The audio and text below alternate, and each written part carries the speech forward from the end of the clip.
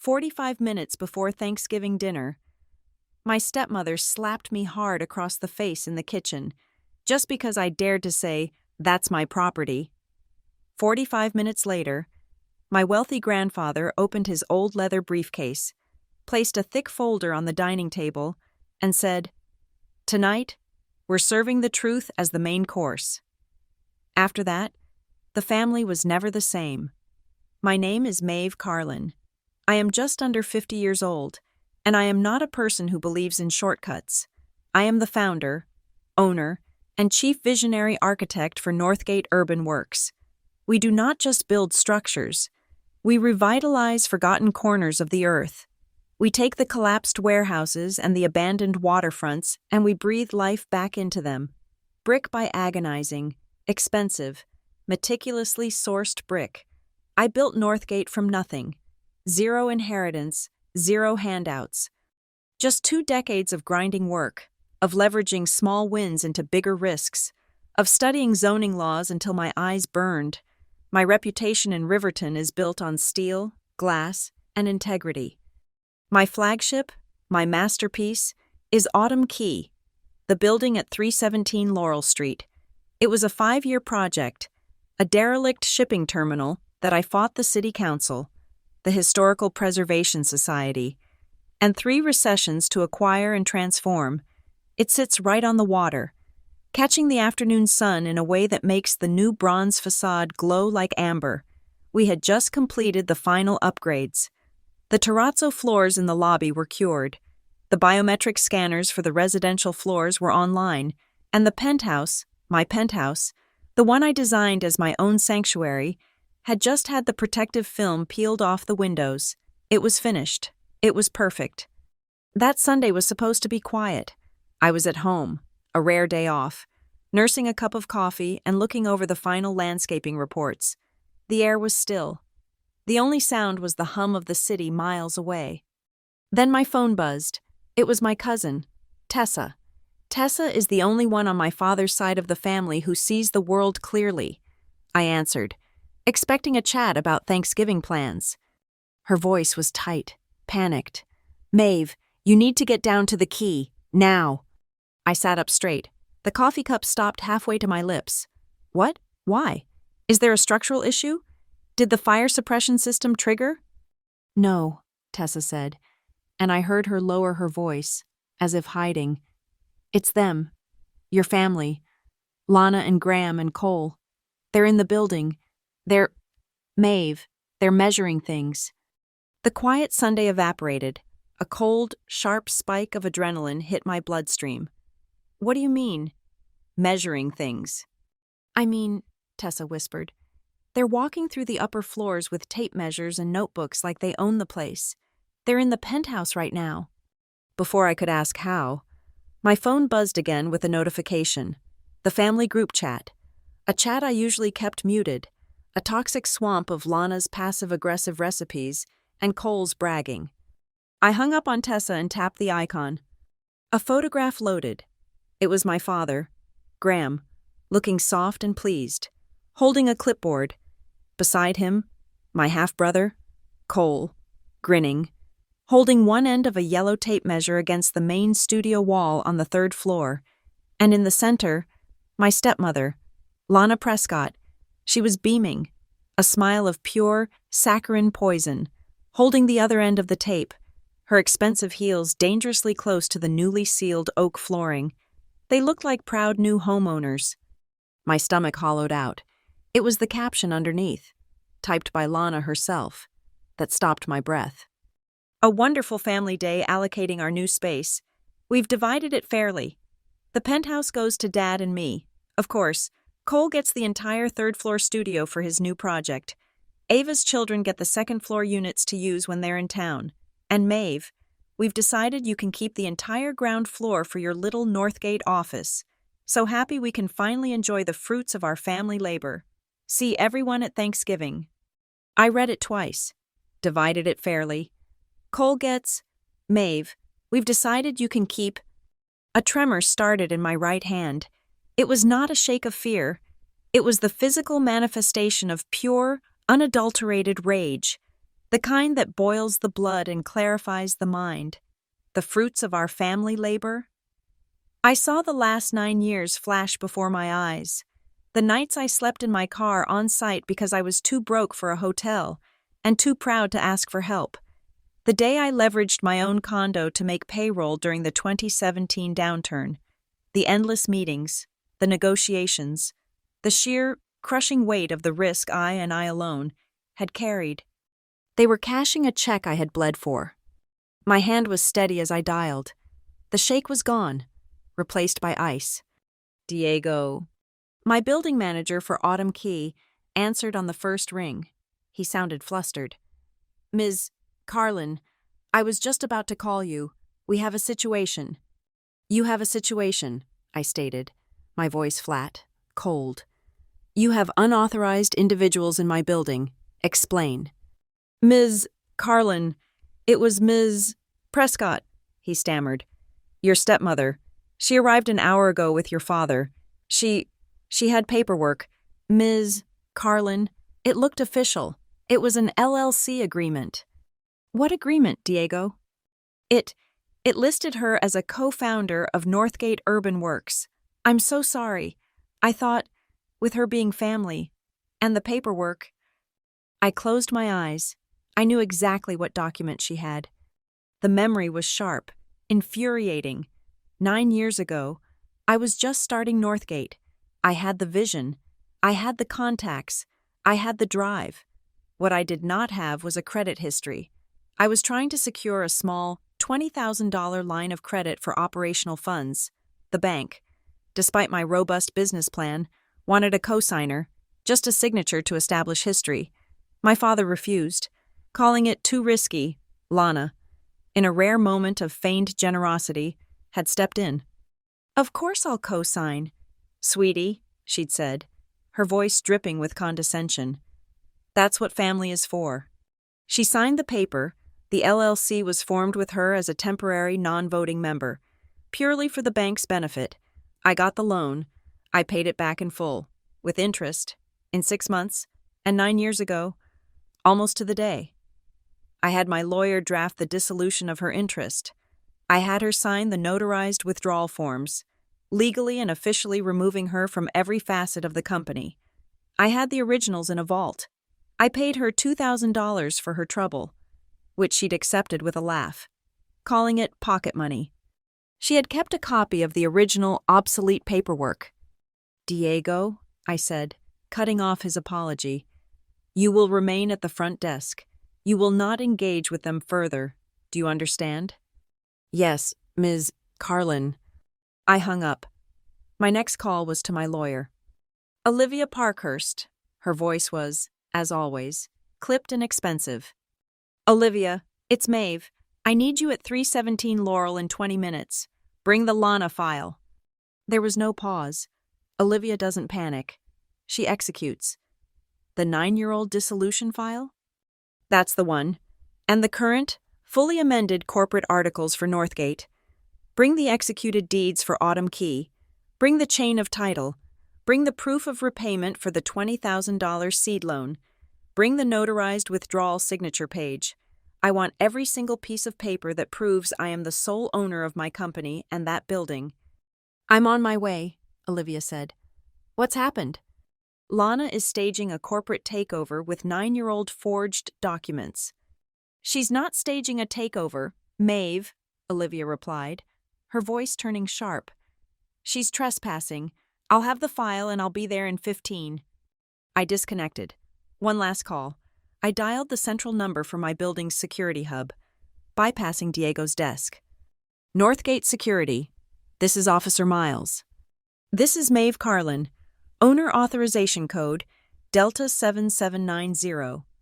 The tone of the officer shifted. Yes, Ms. Carlin, how can we help? I want a soft lockdown initiated at 317 Laurel Street, effective immediately.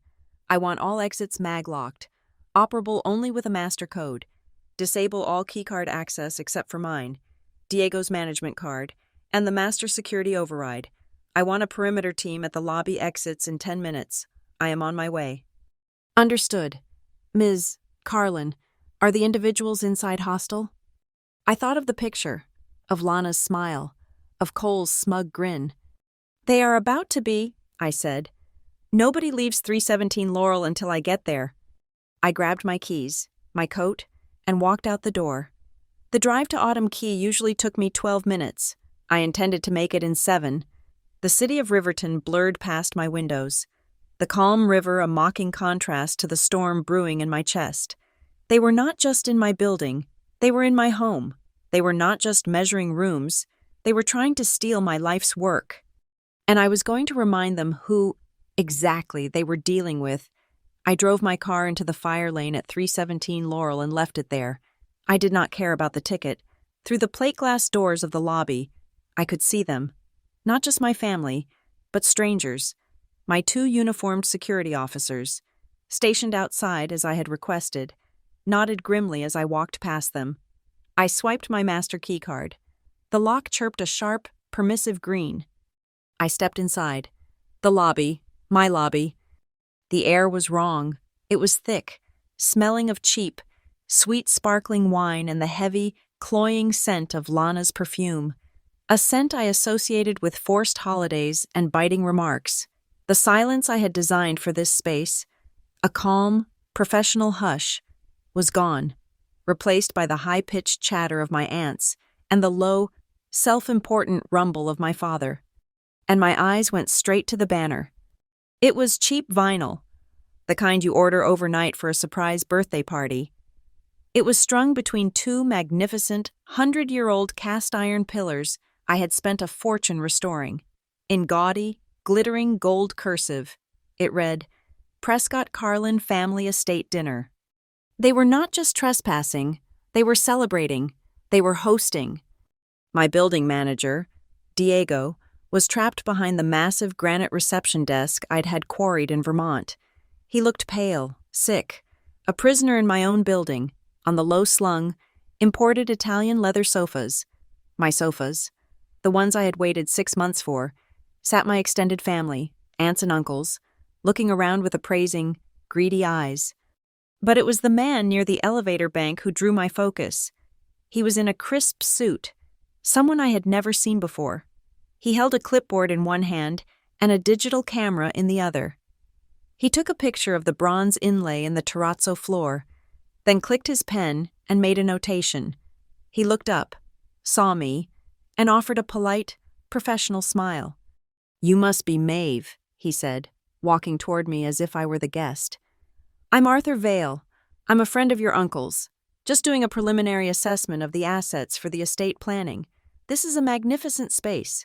The finishes are first-rate." Estate planning, assets. The blood did not boil. It froze. This was not an impromptu family gathering, a simple, arrogant misunderstanding. This was a planned, strategic financial maneuver. They had brought a tax advisor, a stranger, into my building to appraise it as part of their estate. They were attempting to create a paper trail, to manufacture a history of shared ownership. The click of the elevator doors opening cut through my cold fury. Lana emerged first. She was wearing a cream-colored silk dress, holding a flute of champagne, her hair perfect. She looked every bit the gracious hostess, the matriarch presiding over her new domain. My father, Graham, followed, looking puffed up and nervous. My half-brother, Cole, slouched behind them, smirking at me over his own glass. "Maeve, darling, you're here," Lana chirped, gliding across the floor.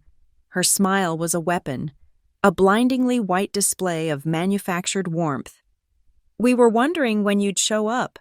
We've just been touring the upper floors. Cole is absolutely in love with the third-floor studio. The natural light, he says, is just perfect for his new project." She paused, waiting. She was expecting an explosion, a tantrum, the incoherent rage of a child. That is how she had always treated me, as a child to be managed. I gave her nothing. I kept my gaze level, my hands steady at my sides. I looked past her, at my father, who was suddenly finding the pattern on the floor fascinating. I looked at Cole, whose smirk was pure distilled entitlement. "Lana," I said. My voice was quiet, but it sliced through the chatter. The room fell silent. This is not a tour, and this is not a dinner. Lana's smile tightened by a millimeter. Don't be dramatic, sweetie. This is a celebration. We are all family. And family is about sharing. We've all worked so hard for this. It's time we finally enjoy it together. We? I repeated the word. I let it hang in the air. Cold and heavy. There is no we in this, Lana. There is no sharing. This building, Autumn Key, and every single fixture inside it is the sole and exclusive property of Northgate Urban Works. I took a single step toward her, close enough that she could see the absolute absence of emotion in my eyes. A company which is, as you are deeply aware, a single-member LLC 100% owned by Maeve, owned in its entirety by me. Now, see here, my father stammered, finally finding his voice. That's not the spirit of it. Maeve, we all supported you. You, I said, turning to him. Supported nothing. I built this. I turned back to Lana. You are trespassing. Lana laughed, a short, ugly sound. Trespassing? How can I trespass on my own property?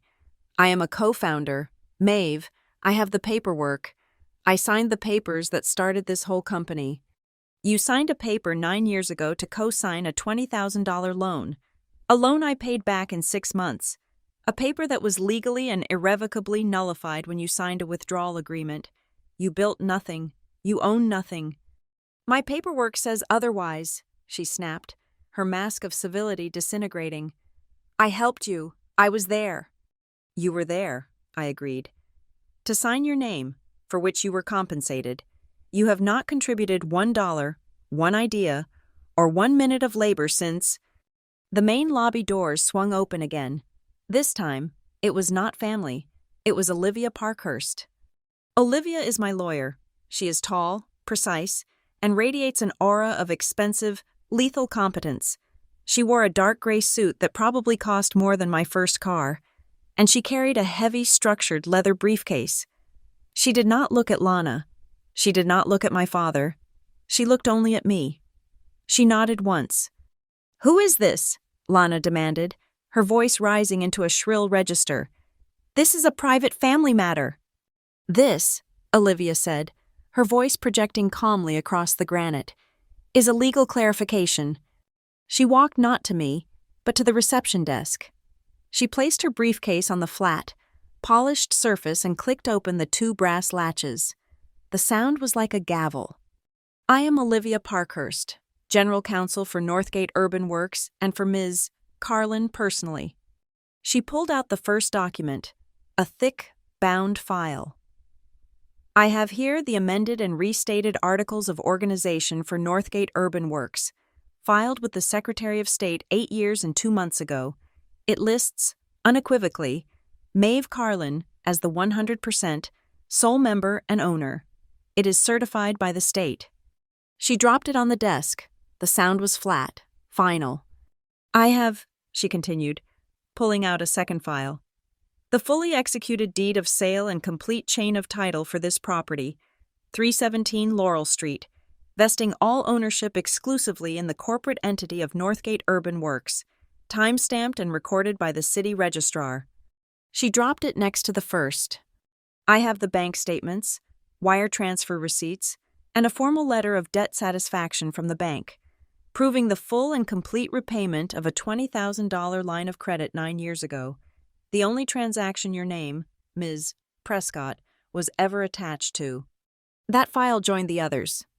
And finally, Olivia said, pulling out a single, laminated sheet, I have this.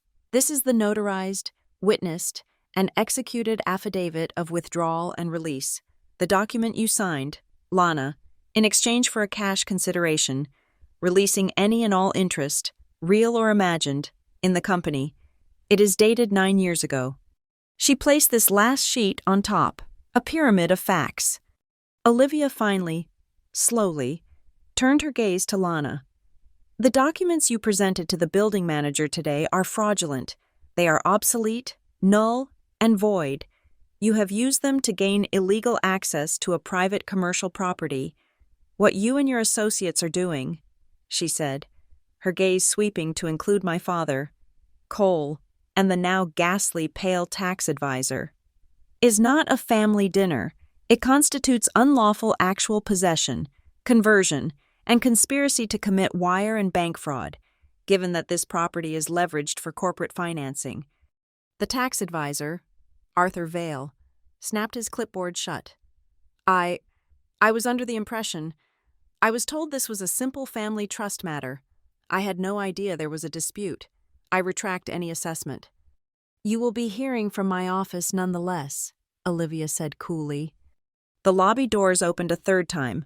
My 4 uniformed security officers stepped inside. They did not move toward my family. They fanned out, creating a wall between the elevator bank and the exit. They looked at me, waiting. The atmosphere in the lobby changed. The false, celebratory warmth evaporated, replaced by the cold, sterile air of a courtroom. The champagne flutes were lowered. My Aunt Clara suddenly found the zipper on her handbag to be the most fascinating object in the world. Cole, however, brimming with a lifetime of unearned confidence, pushed himself off the wall. This is ridiculous. I don't care about her stupid papers. We are family. I need that third-floor studio. It's the only space in the city with that kind of natural light. It's perfect for my art. Your art, Cole? I asked, my voice dripping with disdain. The last I checked, your art consisted of spray painting slogans on T-shirts in our father's garage, funded by an allowance he gets from Lana. You are not getting the third floor. You are not getting the lobby. You are not getting a key. You are not an owner. I looked past him, to my other half-sister, Ava, who had been hiding behind Graham, pretending to be invisible. She was the innocent one, the peacemaker, whose role was to enable the bad behavior and then claim she never wanted any trouble. Ava? I called out. She flinched, her eyes wide. Oh, Maeve, I just thought, the kids were so excited to see the building. It was just for fun. We were just looking. Looking? I said. I turned to the desk. Diego, pull the security footage. Camera 7, second floor hallway. 30 minutes ago. Diego, now looking 10 feet tall, tapped on his keyboard. The large security monitor behind him, normally displaying a rotating grid, flickered and then focused on a single feed. We all saw it. Ava, leading her 2 screaming children in a race down the newly carpeted hallway. She was encouraging them, letting them bang their fists on the doors of units that were not theirs, laughing as they tried to open the doors. She was not a passive observer. She was an active participant in the invasion. Ava's face turned a mottled red. My father, Graham, finally stepped forward, attempting his useless, placating tone.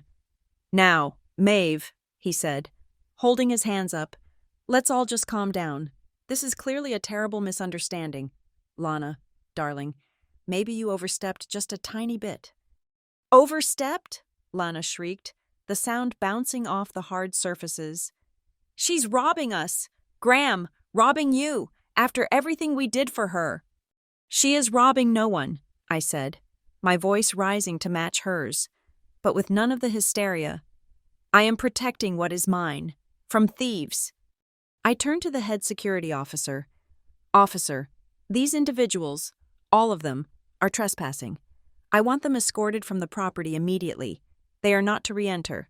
They are to take their cheap banner, their half-drunk champagne, and their fraudulent appraiser with them. Now. The officers moved. They were polite, professional, and utterly immovable. Sir, ma'am, you need to come with us. Cole looked like he might actually try to fight, but one of the officers, a man built like a refrigerator, put a hand quietly on his chest and applied gentle, irresistible pressure. Cole deflated, his rage collapsing into a sullen pout.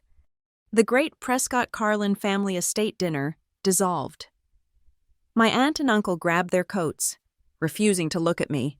The tax advisor practically ran for the door, muttering about being misled. Graham tried to give me a look of profound paternal disappointment, which I returned with one of cold, hard granite. They were herded out, one by one, past the desk where Olivia was already packing her briefcase, past the pillars, and out into the cooling afternoon air. Diego watched them go, his expression a mask of pure, unadulterated relief. Lana was the last to leave. She was forced to.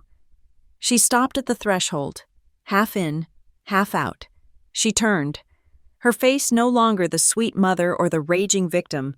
It was a mask of pure, calculated hatred. The predator I had always known was there. She looked at me. She looked at Olivia. She looked at my security team. "This isn't over," she hissed, her voice a low, venomous promise.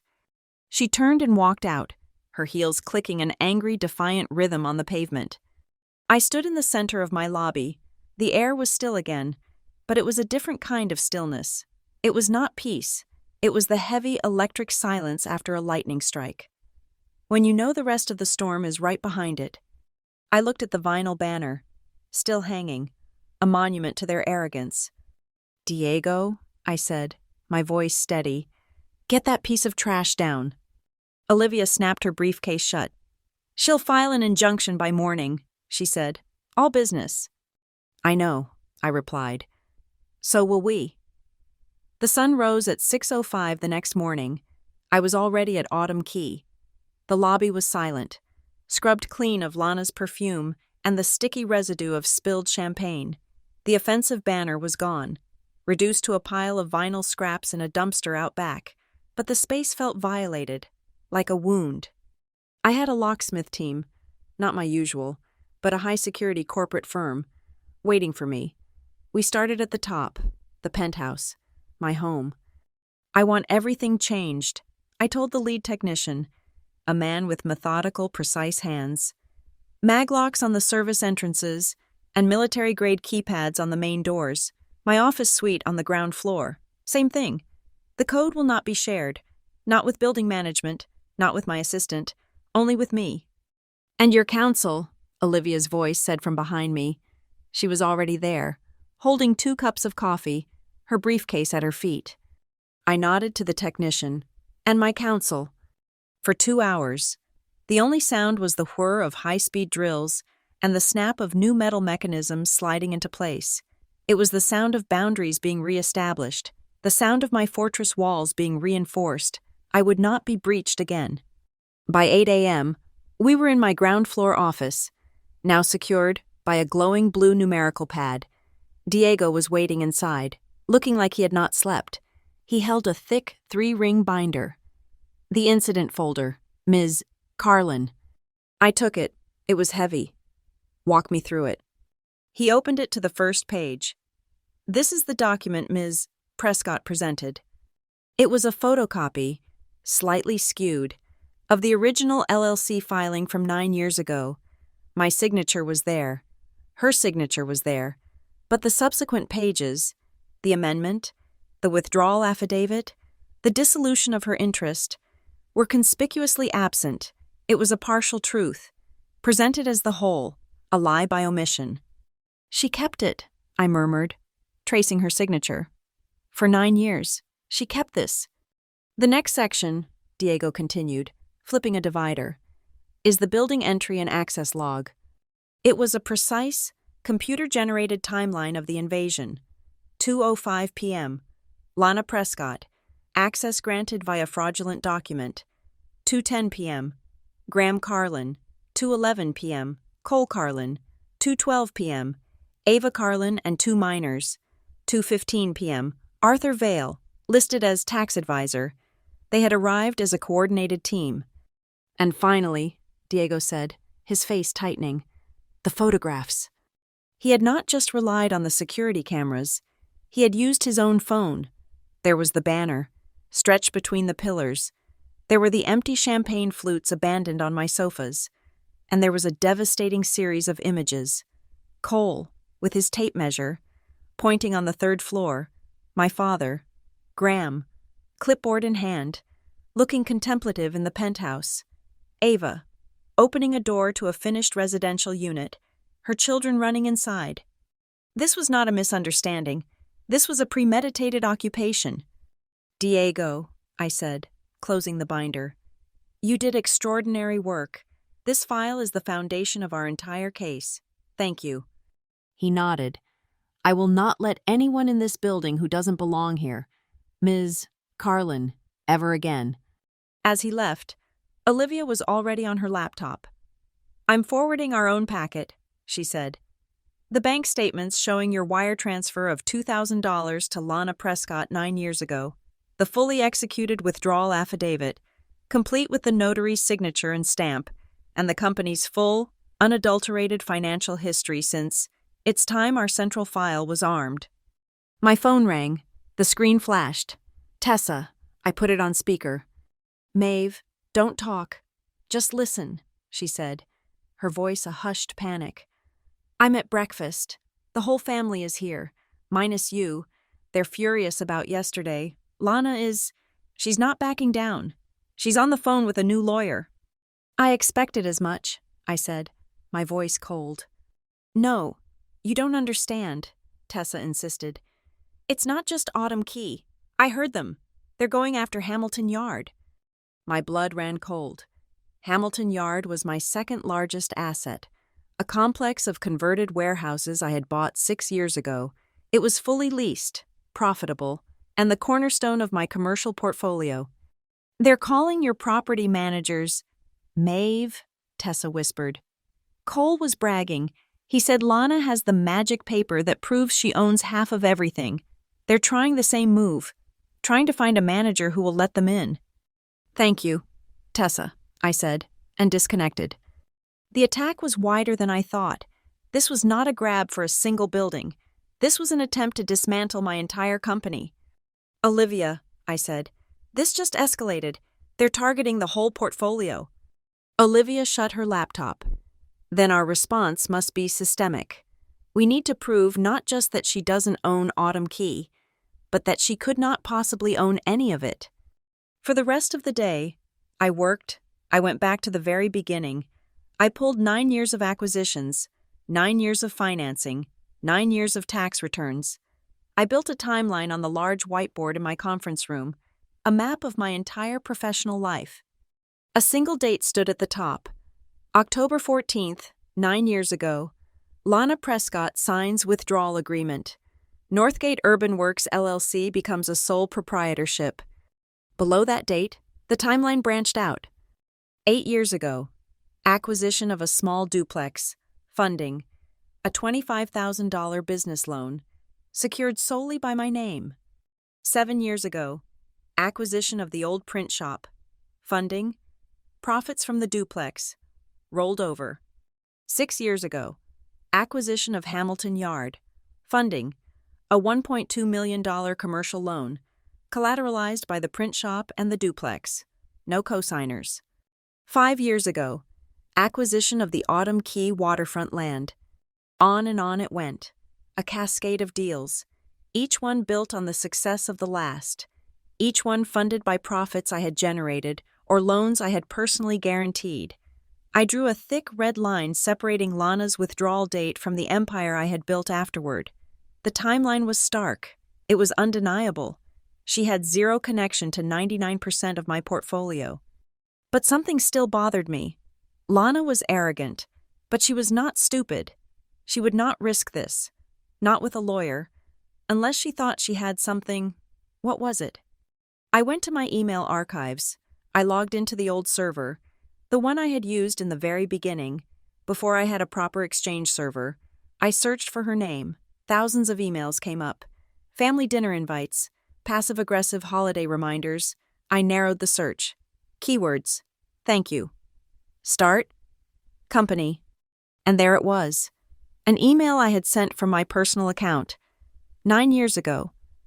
Just a week after she had co-signed that initial $20,000 loan. The subject line read, "You're a lifesaver." The body was short. Lana, thank you so much for yesterday.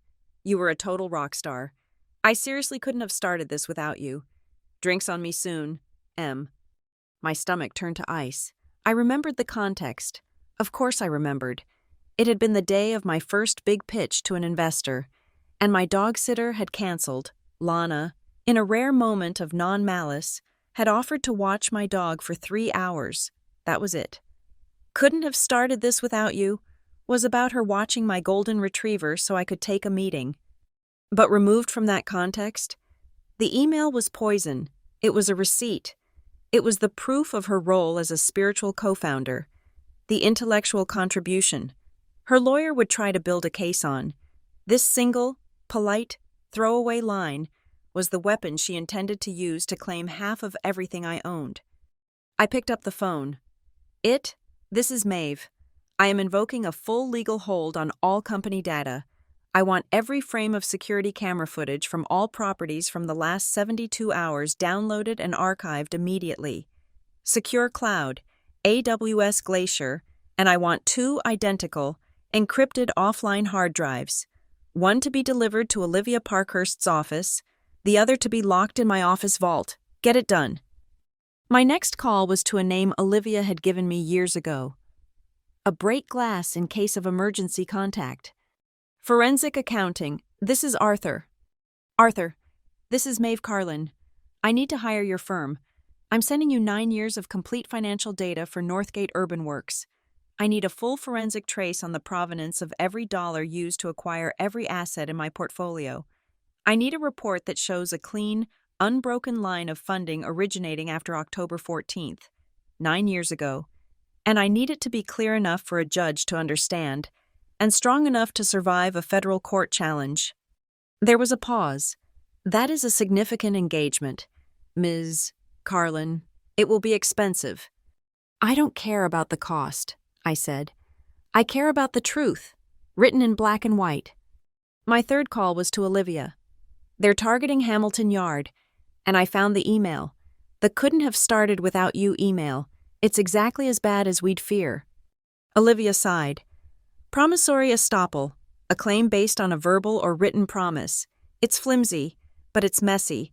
It's designed to muddy the water. Then we need to be cleaner, I said. Draft the cease and desist letters. 1 for Lana, 1 for Graham, 1 for Cole, and 1 for Arthur Vale, the appraiser. List every statute they broke.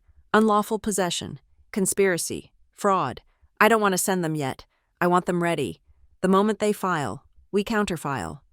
One last call to make. This one was the most important. Autumn K was a 5-year project. It was new, it was big, and it was leveraged.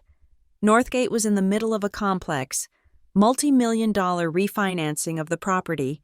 The final papers were due to be signed in 2 weeks. An ownership dispute, even a frivolous one, was a material event. If the bank caught wind of it from an outside source, they could panic. They could invoke the covenants in my loan agreement. They could freeze my line of credit. They could call the loan. Lana knew this. This was her true vector of attack. She was not trying to win in court. She was trying to bankrupt me before we ever got there. I dialed the direct line of Jim Donovan, the Senior Vice President of Commercial Lending at Riverton Trust. Jim, Maeve Carlin. Maeve, his voice was warm. Good to hear from you. Everything on track for the key refinance? We're excited on our end. That's why I'm calling. Jim, I said, my voice perfectly calm, perfectly professional.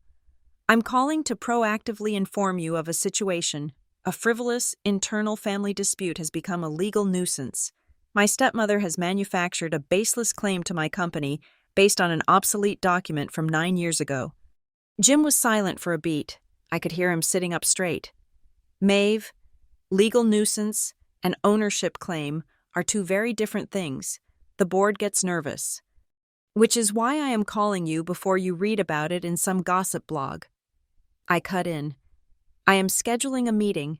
Tomorrow, my office, I am bringing my general counsel, Olivia Parkhurst, and I am bringing the entire certified chain of title and corporate ownership for Northgate, from inception to today, including the notarized withdrawal affidavit signed by the opposing party 9 years ago.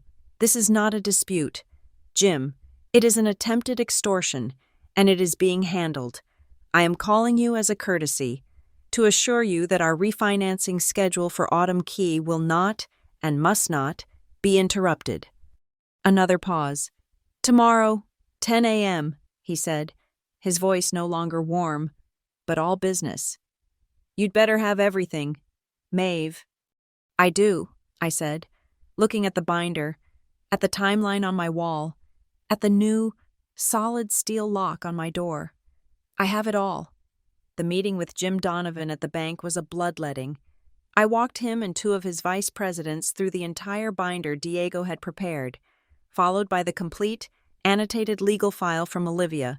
They saw the fraudulent, partial document Lana had used. Then they saw the complete, notarized withdrawal affidavit. She has nothing, Jim, I stated, my voice flat. This is an act of harassment. Jim steepled his fingers, his face a mask of corporate concern. Maeve, I believe you. The paperwork is clear, but the bank doesn't just lend on paperwork. We lend on stability. An ownership dispute, even a baseless one, creates instability. It spooks underwriters. It represents a material risk. It's not a dispute, Olivia countered, her voice like ice. It is an extortion attempt. Filing a public lawsuit will be the end of her claim. But she knows that her goal isn't to win in court. Her goal is to kill this refinancing package. She is trying to create the very instability you're afraid of. Then stop her, Jim said simply. Our committee meets in 2 weeks. I need this extortion attempt to be fully and finally resolved by then. If it is not, if there is any public-facing litigation on the books, I have to pull the plug. My hands are tied. Get it handled. He meant it. I had 2 weeks. 2 weeks to kill a ghost, or my company would implode. I walked out of the bank meeting and into the next phase of the war. Lana, having failed to gain entry, had escalated from a physical assault to a digital one. She had opened the second front, public opinion. The first shot was fired at 6 p.m. that evening. My phone lit up with notifications, friends and acquaintances tagging me, sending me links. Lana had made a public post on her Facebook page. It was a picture of her and my father, standing in front of Autumn Key from across the street. They looked windswept, sad, like refugees. The text was a masterpiece of manipulative, venomous victimhood. It is with the heaviest heart, she wrote, that I have to share this. As many of you know, I helped my stepdaughter, Maeve, start her company from nothing, right at our kitchen table. It was a family dream. We poured our hearts and our support into it. Yesterday, we went to visit the beautiful new building we all built together, only to be physically removed by armed security guards and threatened by her lawyer. We have been locked out of the company we helped create. I have never known a betrayal this deep. Please pray for our family. It was brilliant. It was all lies. But it was brilliant. Family dream. Built together. Armed security guards. She was painting me as a cold, corporate monster who had stolen the fruits of her loving parents' labor. The comments were a flood of sympathy. Lana, this is horrifying. I can't believe it. Sending you so much love. That's just monstrous. Before I could even process the full impact, the second shot was fired. Cole. He posted a video. It was a 1-minute montage, clearly edited on his phone. It started with the clips from inside Autumn Key. Him and Graham, smiling, measuring the wall, Ava's kids running down the hall, Lana, beaming in the penthouse. He had set it all to some soft, sentimental piano music. He had even, despicably, dug up an old, grainy photo from 15 years ago. One of me, him, and our father at a baseball game, back before Lana, when we were almost a normal family. The music swelled as the video cut from the happy invasion footage to the static, imposing shot of my security guard standing by the lobby door. The final image was Lana's heartbroken post. The text on his video read, "This is what we were, and this is what she's become. All we wanted was to celebrate our family's success. We were thrown out. Sometimes the people you love the most betray you the hardest." It was a tactical, psychological warfare grenade, and it landed perfectly. By the next morning, the local media, smelling blood in the water, had picked up the story. The Riverton Gazette, our city's primary local blog, ran a front-page story. The headline was a splash of red. Developer Maeve Carlin in war with family over Autumn Quay fortune. The article was slick, using Lana's and Cole's posts as the primary sources, positioning it as a he said, she said drama. Sources close to the family, it read, claims stepmother Lana Prescott was a founding partner who has now been cruelly iced out of the real estate empire she helped build. That single article, that one legitimizing piece of journalism, was all it took. The dam broke. My phone did not just ring, it screamed. The calls were relentless, a barrage. First, my investors, not the bank, but my equity partners in Hamilton Yard. Maeve, I'm looking at the Gazette. What the hell is this? Do you have an ownership dispute? You are legally bound to disclose this. Is my investment secure? Second, my tenants, the high-end commercial tenants at Autumn Quay, the law firms and wealth managers I had fought to sign. Ms. Carlin, our legal department just flagged an article implying the ownership of this building is in dispute. We require immediate assurance that our lease is valid and not subject to challenge.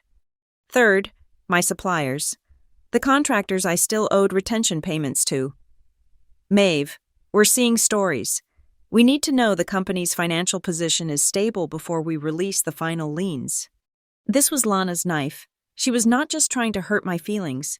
She was systematically severing my business relationships, one by one.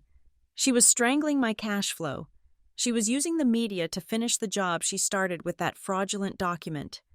I sat in my office with Olivia. The noise from the phone in the lobby was a constant, muted shriek. "We do nothing," Olivia said, her voice a flat line. "We do not respond. We do not engage. We do not litigate this in the press. It's beneath you, and it gives them credibility.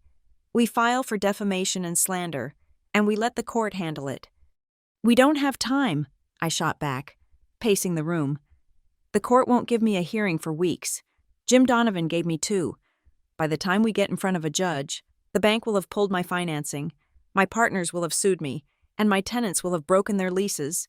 I'll be bankrupt. She wins. We can't stay silent." "So what do you propose?" Olivia asked. "You want to get into a Facebook war with your brother? Post your own tearful video?" "No," I said, stopping at the window, looking at the quay's entrance. "I propose controlled, surgical transparency. They are using emotion. We will use facts. They are using accusations. We will use documents. We are not going to fight. We are going to educate." Olivia raised an eyebrow. "Go on."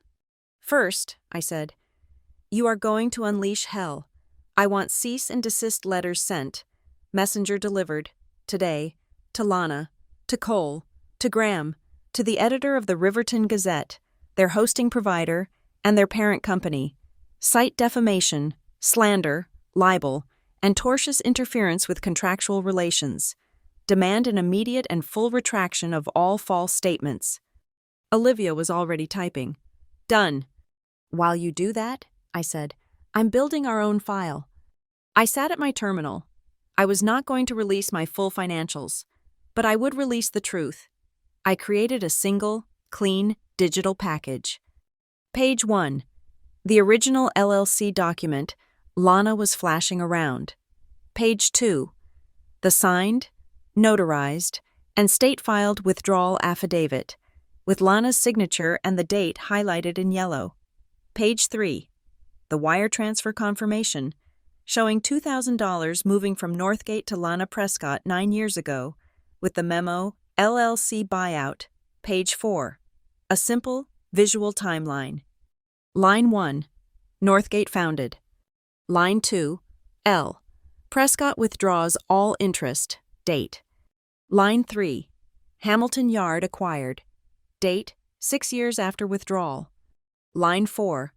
Autumn Quay land acquired. Date, 5 years after withdrawal. It was 4 pages. It was irrefutable. It was cold, hard, and unemotional. "Send this file," I told Olivia, "to a targeted list, Jim Donovan at the bank, my Hamilton Yard partners, the managing partners of every tenant in this building, and no one else. The message: In response to frivolous rumors, please find the attached documentation clarifying the 100% sole ownership of Northgate Urban Works. We will not be commenting further. For 48 hours, the war was silent, fought by lawyers and servers. The first to crack was the Riverton Gazette. Their editor called Olivia personally, full of apologies. They were a small blog. They could not afford a tortious interference suit. The article vanished. The link led to an error page. Next, Cole's video disappeared. The platform's legal department received Olivia's takedown notice and flagged the content as a violation.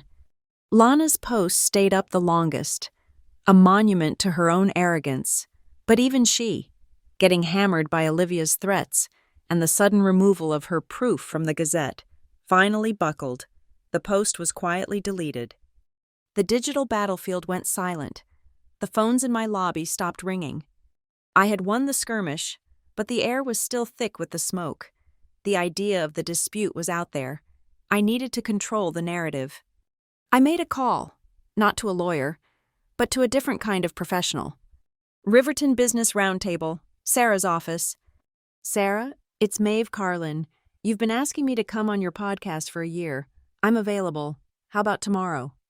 The next afternoon, I was in a recording studio, a microphone in front of me. Sarah, the host, was respectful but clearly fishing. Maeve, she said, you're one of Riverton's biggest success stories, but there's been talk, rumors of a family dispute. Can you comment on the challenges of running a business that, at one point, involved family? This was the moment. I did not look at my notes. I looked right at her. Sarah, I said, my voice calm and friendly. I think that's a fantastic question. What I've learned, building Northgate from the ground up, is that in any startup, especially one where you get early help from friends or family, clarity is the greatest form of kindness. You start with handshakes and good intentions. But memories, as you know, can be very creative things. Contributions and conversations can get inflated over time. I leaned in, just a fraction. The only thing that protects everyone, the founder and the people who helped, is paperwork. Clear, filed, notarized paperwork that defines everyone's role, their compensation, and most importantly, when their role ends, a boundary isn't a wall to keep people out. It's a line that lets everyone know exactly where they stand safely. At Northgate, we don't run on assumptions. We run on documentation. It's the only way to build something that lasts. I did not mention Lana. I did not mention Cole. I did not say stepmother or brother. I did not mention Autumn Key. I did not have to. The podcast aired that night. The next morning, I got an email from Jim Donovan at the bank. Brilliant. Well handled. Maeve, let's keep moving on the refinancing. My partners at Hamilton Yard called. Heard the podcast. Glad you cleared the air. We're satisfied. The storm had passed. The waters were calm. The sense of relief in my office was so thick you could breathe it. Then, 3 days later, my phone rang. It was Tessa. She was crying. Maeve, I'm so sorry. I was at Lana's house. I was just trying to smooth things over before Thanksgiving, and I overheard her. Tessa, calm down. What did you overhear? She's furious about the podcast, she whispered, sniffing. She said you made her sound like an amateur, like a fool. She said you won't get away with it. She's not using her old lawyer anymore. She said he was weak. I sat up, the pen in my hand stopping mid-signature. What new lawyer? Tessa? A new firm, a big one, from downtown. She was on the phone with them. She kept saying the name. What name? Tessa? What was the name of the firm? Becker, she said. Becker Hanlon. I felt the blood drain from my face. I knew the name. Everyone in my industry knew Becker Hanlon. They were not a family law firm. They were not a small-time civil suit firm. They were sharks. They were corporate litigation specialists who specialized in one thing: hostile takeovers. They were the firm you hired when you did not want to negotiate, when you wanted to burn your opponent to the ground.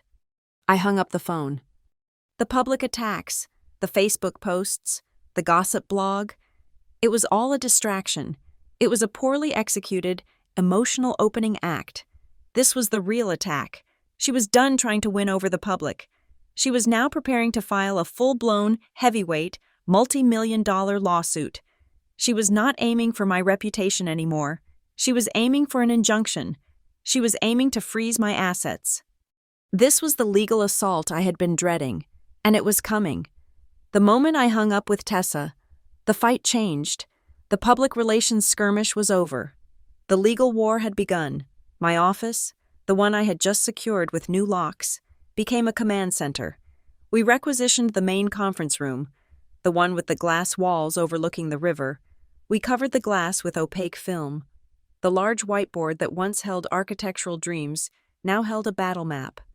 Olivia and I spent the next 72 hours in that room. We did not just collect documents, we weaponized them. We created a series of binders, bound in heavy-duty black leather. Each was marked with a colored tab: red for Autumn Key, blue for Hamilton Yard, green for the smaller commercial properties, yellow for the original LLC formation and dissolution. It was my entire professional life, cross-referenced, indexed, and ready for discovery. "Becker Hanlon won't argue the forged documents," Olivia said, her voice sharp as she stood at the whiteboard. She wiped away my financial projections and wrote 3 phrases. "They know that's a dead end. They're too smart for that. They will attack the intent." She tapped the first phrase, implied co-founder. "They'll say the paperwork was just a formality," she continued. "They'll claim Lana was the strategic partner, the visionary, the rainmaker, and you were just the hands.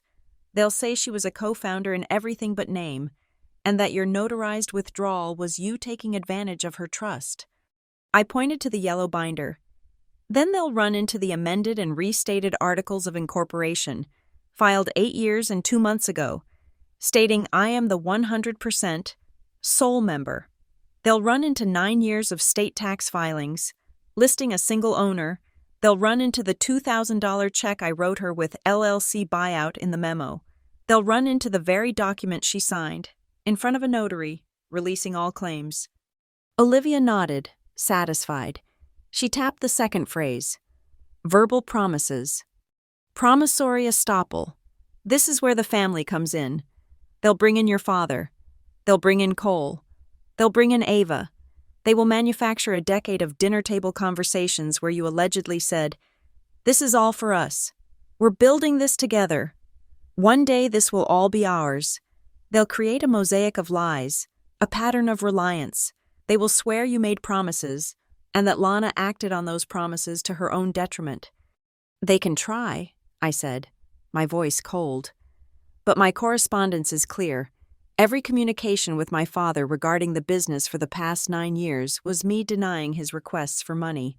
Every email to Lana was about Thanksgiving dinner or her birthday. They have no paper. They have no proof. It will be their word, the word of proven trespassers, against my entire documented corporate history." "Which brings us to their last, best shot," Olivia said, tapping the final phrase, "intellectual contribution. This is the muddiest, and this is where they'll live. This is the couldn't have started without you email. They'll say she contributed sweat equity. They'll say she gave you the idea for Northgate, that she chose the name, that she, as she claimed, chose the grout for that first project. They will argue she was the unpaid, unsung creative force, and you stole her genius." "She didn't choose the grout," I said flatly. "She chose the dog sitter, and we are going to prove it." On the 3rd day, the report from the forensic accounting firm arrived. It was delivered by a bonded courier, a tome thick enough to stop a bullet. I opened it. It was beautiful. It was the cleanest story I had ever read. It was a perfect, unbroken timeline of money. The accountants had traced every single dollar. There was a clear, bold line on October 14th, 9 years ago. Before that line, the $20,000 seed loan, co-signed by Lana Prescott, and its full repayment, 6 months later, from my first revenues. After that line, not 1 cent, $0, 0 cents. Every subsequent property, every acquisition, Every new build, including the 5-year-long multi-million-dollar development of Autumn Key, was funded entirely by two sources: reinvested operating profits from Northgate Urban Works, or commercial loans secured solely by Northgate Urban Works and its sole owner, Maeve Carlin. The report's conclusion was a single, devastating sentence: "We find no evidence of any financial contribution, direct or indirect, from Lana Prescott to Northgate Urban Works or any of its subsidiaries subsequent to her formal withdrawal from the LLC." This was our silver bullet. This was not a he said, she said. This was math. With this report, our strategy shifted. We were no longer defending. We were building a counteroffensive. This was no longer just about Lana. This was about systemic integrity. I called my head of IT. "I want a new protocol implemented by end of day, a document verification system. Every legal document, LLC articles, deeds, operating agreements, is to be digitized, watermarked with the date of execution, and placed in a central, read-only vault.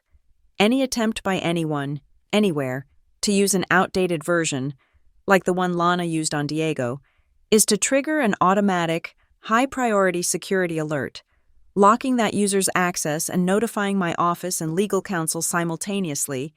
This vulnerability is sealed, forever." Next, the bank. The clock on the refinancing was still ticking. I was not just going to tell Jim Donovan I had handled it. I was going to prove it in a way that satisfied his underwriters. Olivia and I drafted a new document, a one-page affidavit of sole ownership. It was simple, clean, and brutal. It contained a visual diagram of Northgate's corporate structure, a single box at the top with my name in it. It attached the notarized withdrawal affidavit and the one-page executive summary from the forensic audit. I had it notarized. And then, in a move Olivia called beautifully redundant, I had it delivered to the bank, the city registrar, and my investment partners, all with a formal receipt and acknowledgement stamp required. We were creating a new, indisputable public record. Then, we went after their last remaining weapon, the email. The couldn't have started without you email. I knew Becker Hanlon would find it in discovery. I knew they would build their entire intellectual contribution case around it. So, we disarmed it before they could even load it. We built a timeline of that specific day, 9 years ago. 9 a.m., my digital calendar entry for the first pitch meeting, Citadel Investors. 8:45 a.m., a frantic email from my dog sitter. "Emergency, can't make it, so sorry." 8:50 a.m., a text message from my phone to Lana. "Are you home? I have a crisis, and I am desperate." 9:05 a.m., a text from Lana. "Dog is here. He's fine. Go. Good luck." 5:30 p.m., the email in question. "Lana, thank you so much for yesterday. You were a total rock star. I seriously couldn't have started this without you. Drinks on me soon. M." We even found the corresponding veterinarian records for my golden retriever, Barnaby, proving his existence and my address at the time. We attached this complete, contextualized timeline to the original email.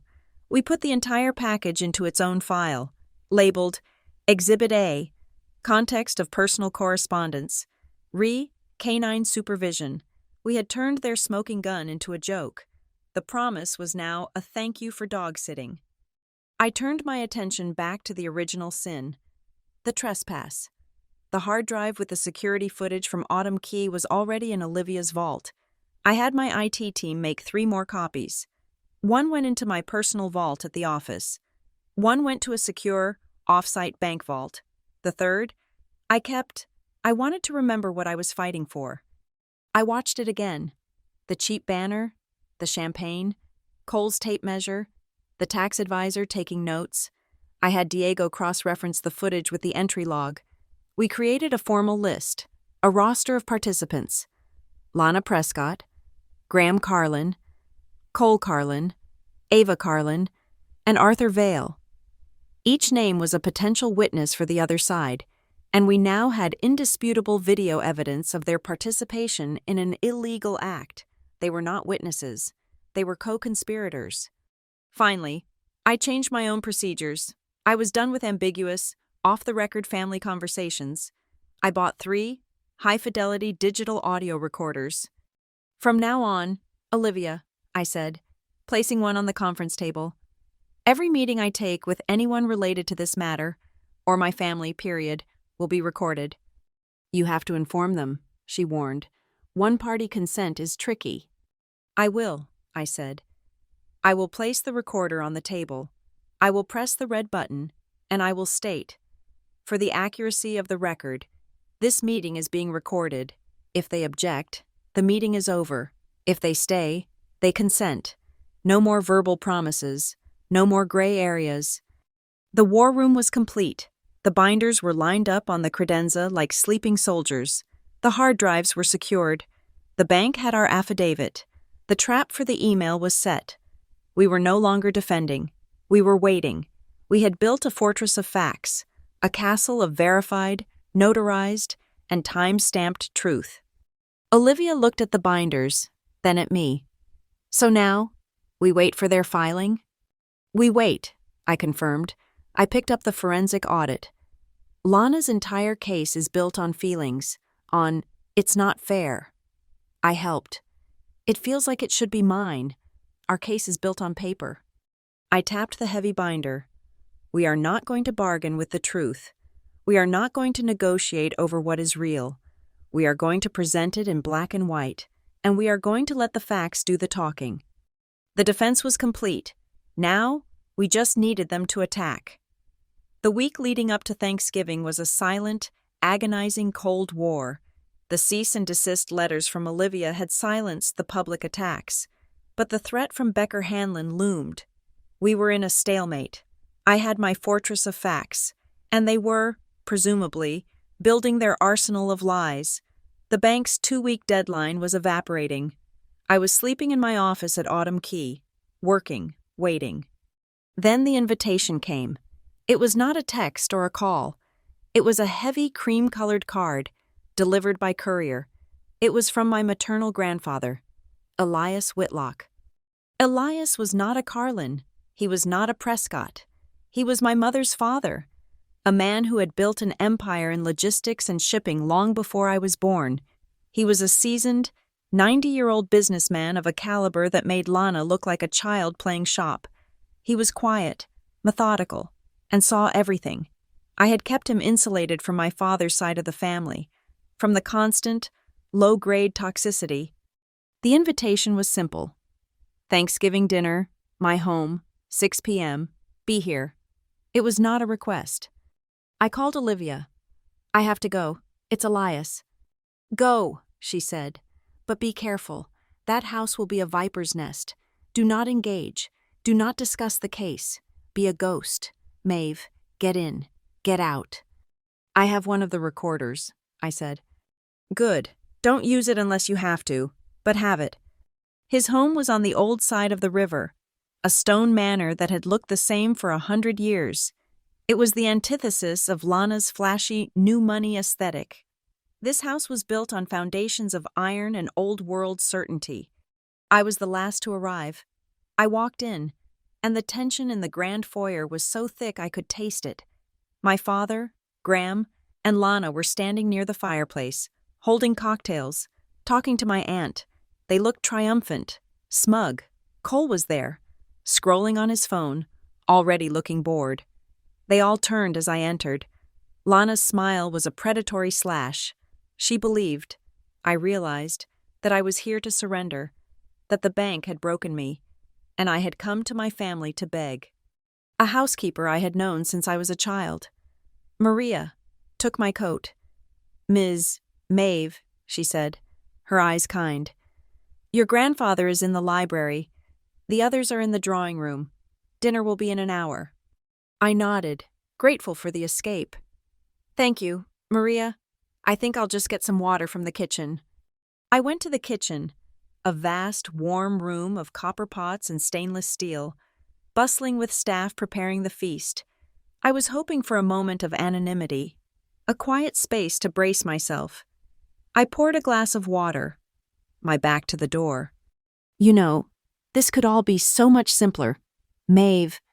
Lana's voice. I turned. She had followed me. She stood in the doorway, blocking the exit. The staff quieted, their chopping and stirring slowing. There is nothing simple about this, Lana, I said, my voice low. Oh, but there is, she said, gliding toward me. She was in her element, the matriarch, dispensing her false wisdom. You're ruining Thanksgiving for everyone. You've made this so ugly. The lawyers, the threats, it's so unnecessary. I gripped the glass of water. The only unnecessary thing was you trespassing in my building. Our building, she corrected, her voice a purr. And that's the simple part. Just accept the division.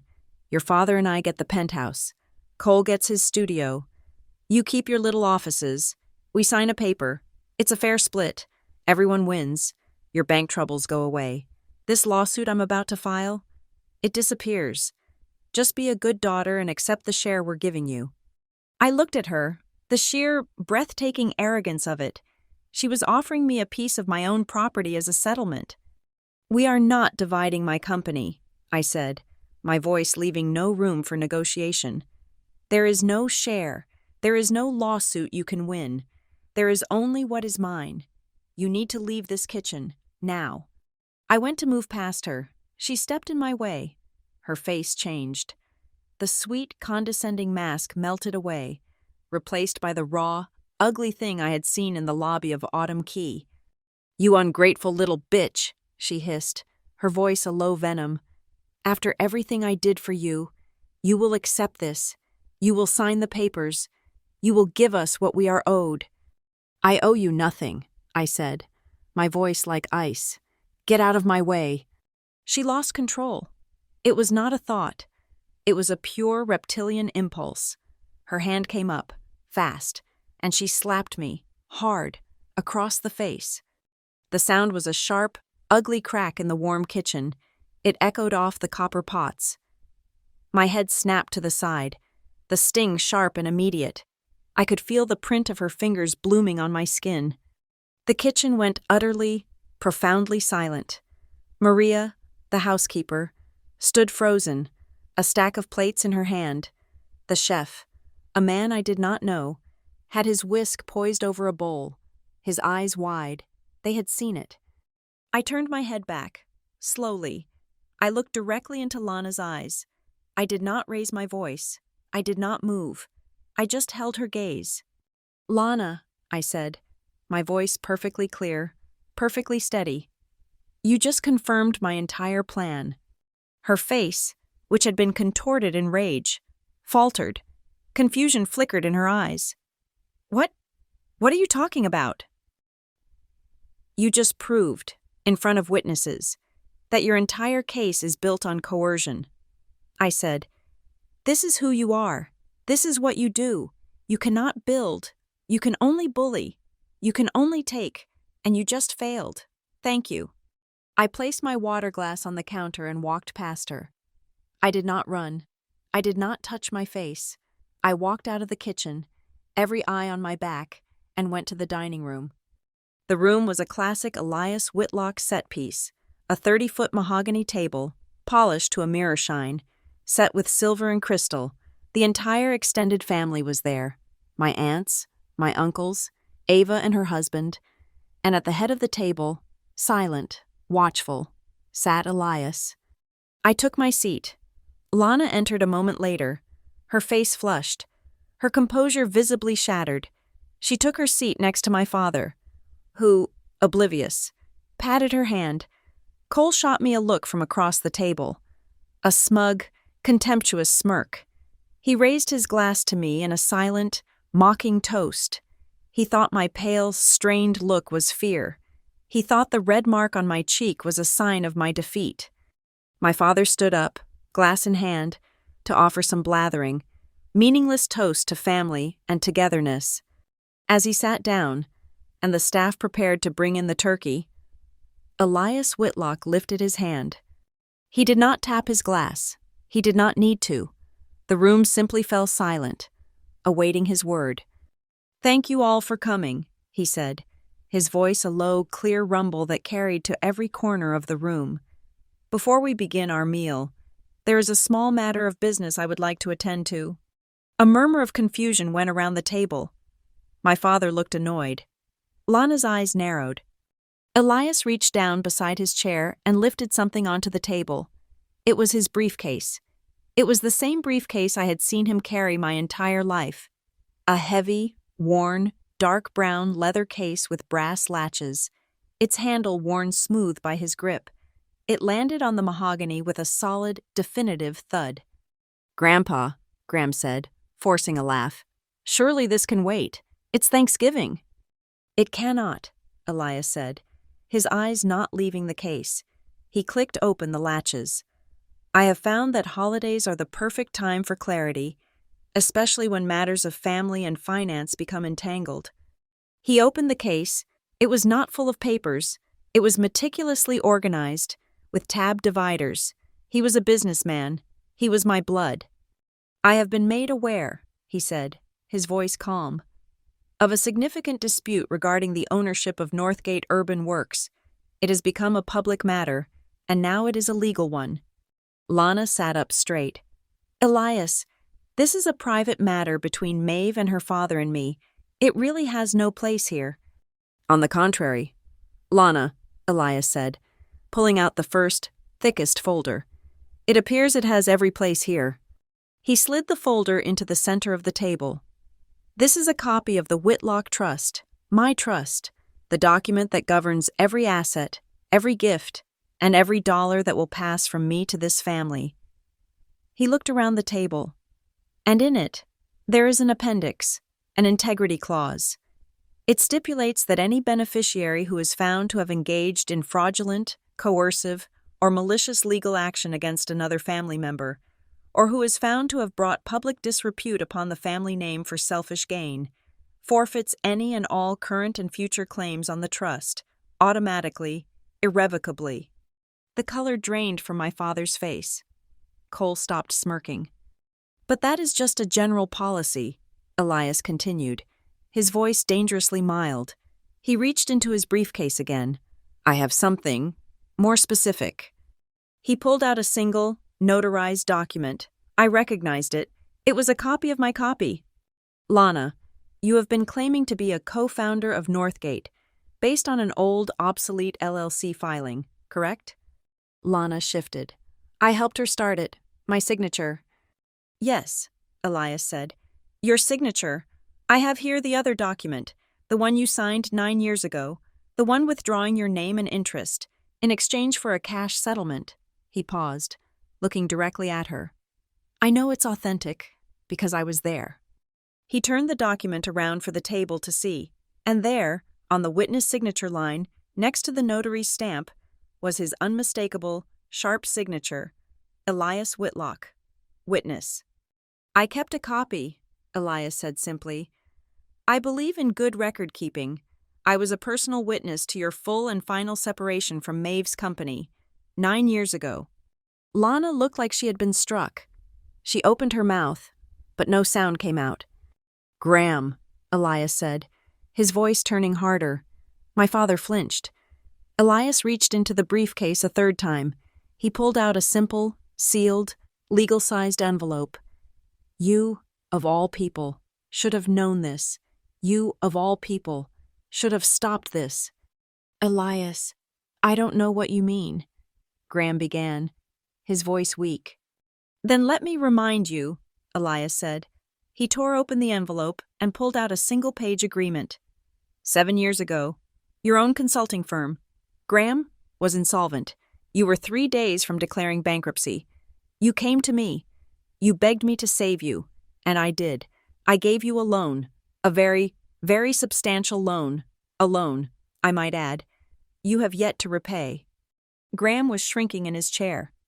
"I did not ask for interest," Elias continued, "but I did demand one piece of collateral, one binding promise. This, a notarized pledge. In it, you, Graham, formally acknowledged that Maeve's company, Northgate Urban Works, was hers and hers alone. You pledged, in exchange for the bailout, to never make a claim or support a claim against her assets. You swore that her work was separate from your finances. He dropped the pledge on the table. Graham's signature was shaking at the bottom. You have been actively supporting a fraudulent claim. Graham, you violated a legal contract. With me, as of this moment, your loan is in default. I want it repaid, with interest, by Monday. My father made a small, choking sound. And finally, Elias said, his voice now devoid of all warmth, the matter of coercion. He reached into the briefcase one last time. He did not pull out a document. He pulled out a single, glossy, 8x10 photograph. Lana, you seem to believe this is a matter of feelings. You believe you can bully and intimidate your way into a settlement. You tried it at Maeve's building, and you tried it again tonight. He slid the photograph across the polished wood. It stopped directly in front of Lana. It was a high-resolution color print. It was taken from a security camera, a high angle. It showed the kitchen. It showed me. My head snapped to the side. It showed Lana, her face a mask of rage, her hand raised, blurred in the act of striking me. In the background, clear as day, were the shocked, horrified faces of Maria and the chef. My home has a very comprehensive security system, Elias said, his voice a blade. That was taken at 7:12 p.m., less than 1 hour ago. It is a clear photograph of assault. It is incontrovertible proof of your methods. The entire table was silent. Cole was staring at the photo, his face pale. Ava was crying silently. Graham looked like he was having a heart attack. Lana was as white as the tablecloth, her eyes fixed on the image of her own violence. Elias Whitlock placed his hands on the table. Tonight, he said, everyone here dines with the truth. Lana, Graham, Cole, you have conspired to defraud my granddaughter. You have violated a legal trust. You have breached a notarized contract. And you have committed a crime in my home. Your lawsuit is over. He looked at Lana. Your lawyer, Mr. Hanlon, will be receiving a call this evening, not from Olivia Parkhurst, from my legal team. They will be presenting him with this folder. And I assure you, they are far more expensive and far less merciful than I am. He looked at the staff, who were standing frozen at the door. You may serve the meal. Lana made a sound, a strangled sob. Graham was muttering, Elias, please, Elias, we can fix this. Cole, in a fit of useless, childish rage, grabbed his linen napkin, threw it onto his plate, and stormed away from the table. My grandfather looked at me, the red mark on my cheek. He did not smile. He simply nodded. Once. Thanksgiving had changed. All right. It had ended the war. The Thanksgiving dinner was not an ending. It was an accelerant. I had assumed Elias's overwhelming display of force would crush Lana, forcing her into a quiet, humiliating surrender. I had underestimated her desperation. When you have nothing to lose. Becker Hanlon had clearly advised her that her only remaining card was the nuclear option. File a frivolous lawsuit and pray the resulting chaos would force my hand before a judge could see the evidence. On the Monday after Thanksgiving, she filed. It was an ex parte motion for an emergency injunction, filed with the county court. It was a 20-page work of fiction, alleging I had fraudulently and maliciously ejected Lana, a founding partner and corporate officer, from her rightful place in the company. It claimed my erratic behavior and imminent massive refinancing at Autumn Key were an attempt to dilute her interest and spirit the money away.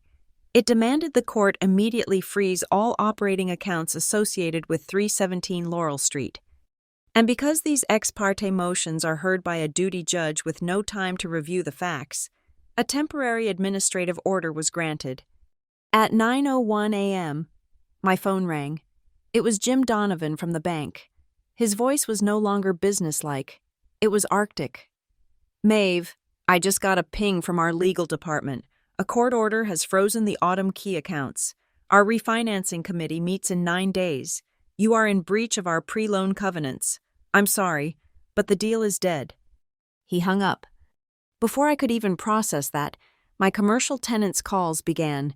Ms. Carlin, we just received a legal notice that our rent checks are to be paid into a court-controlled escrow account.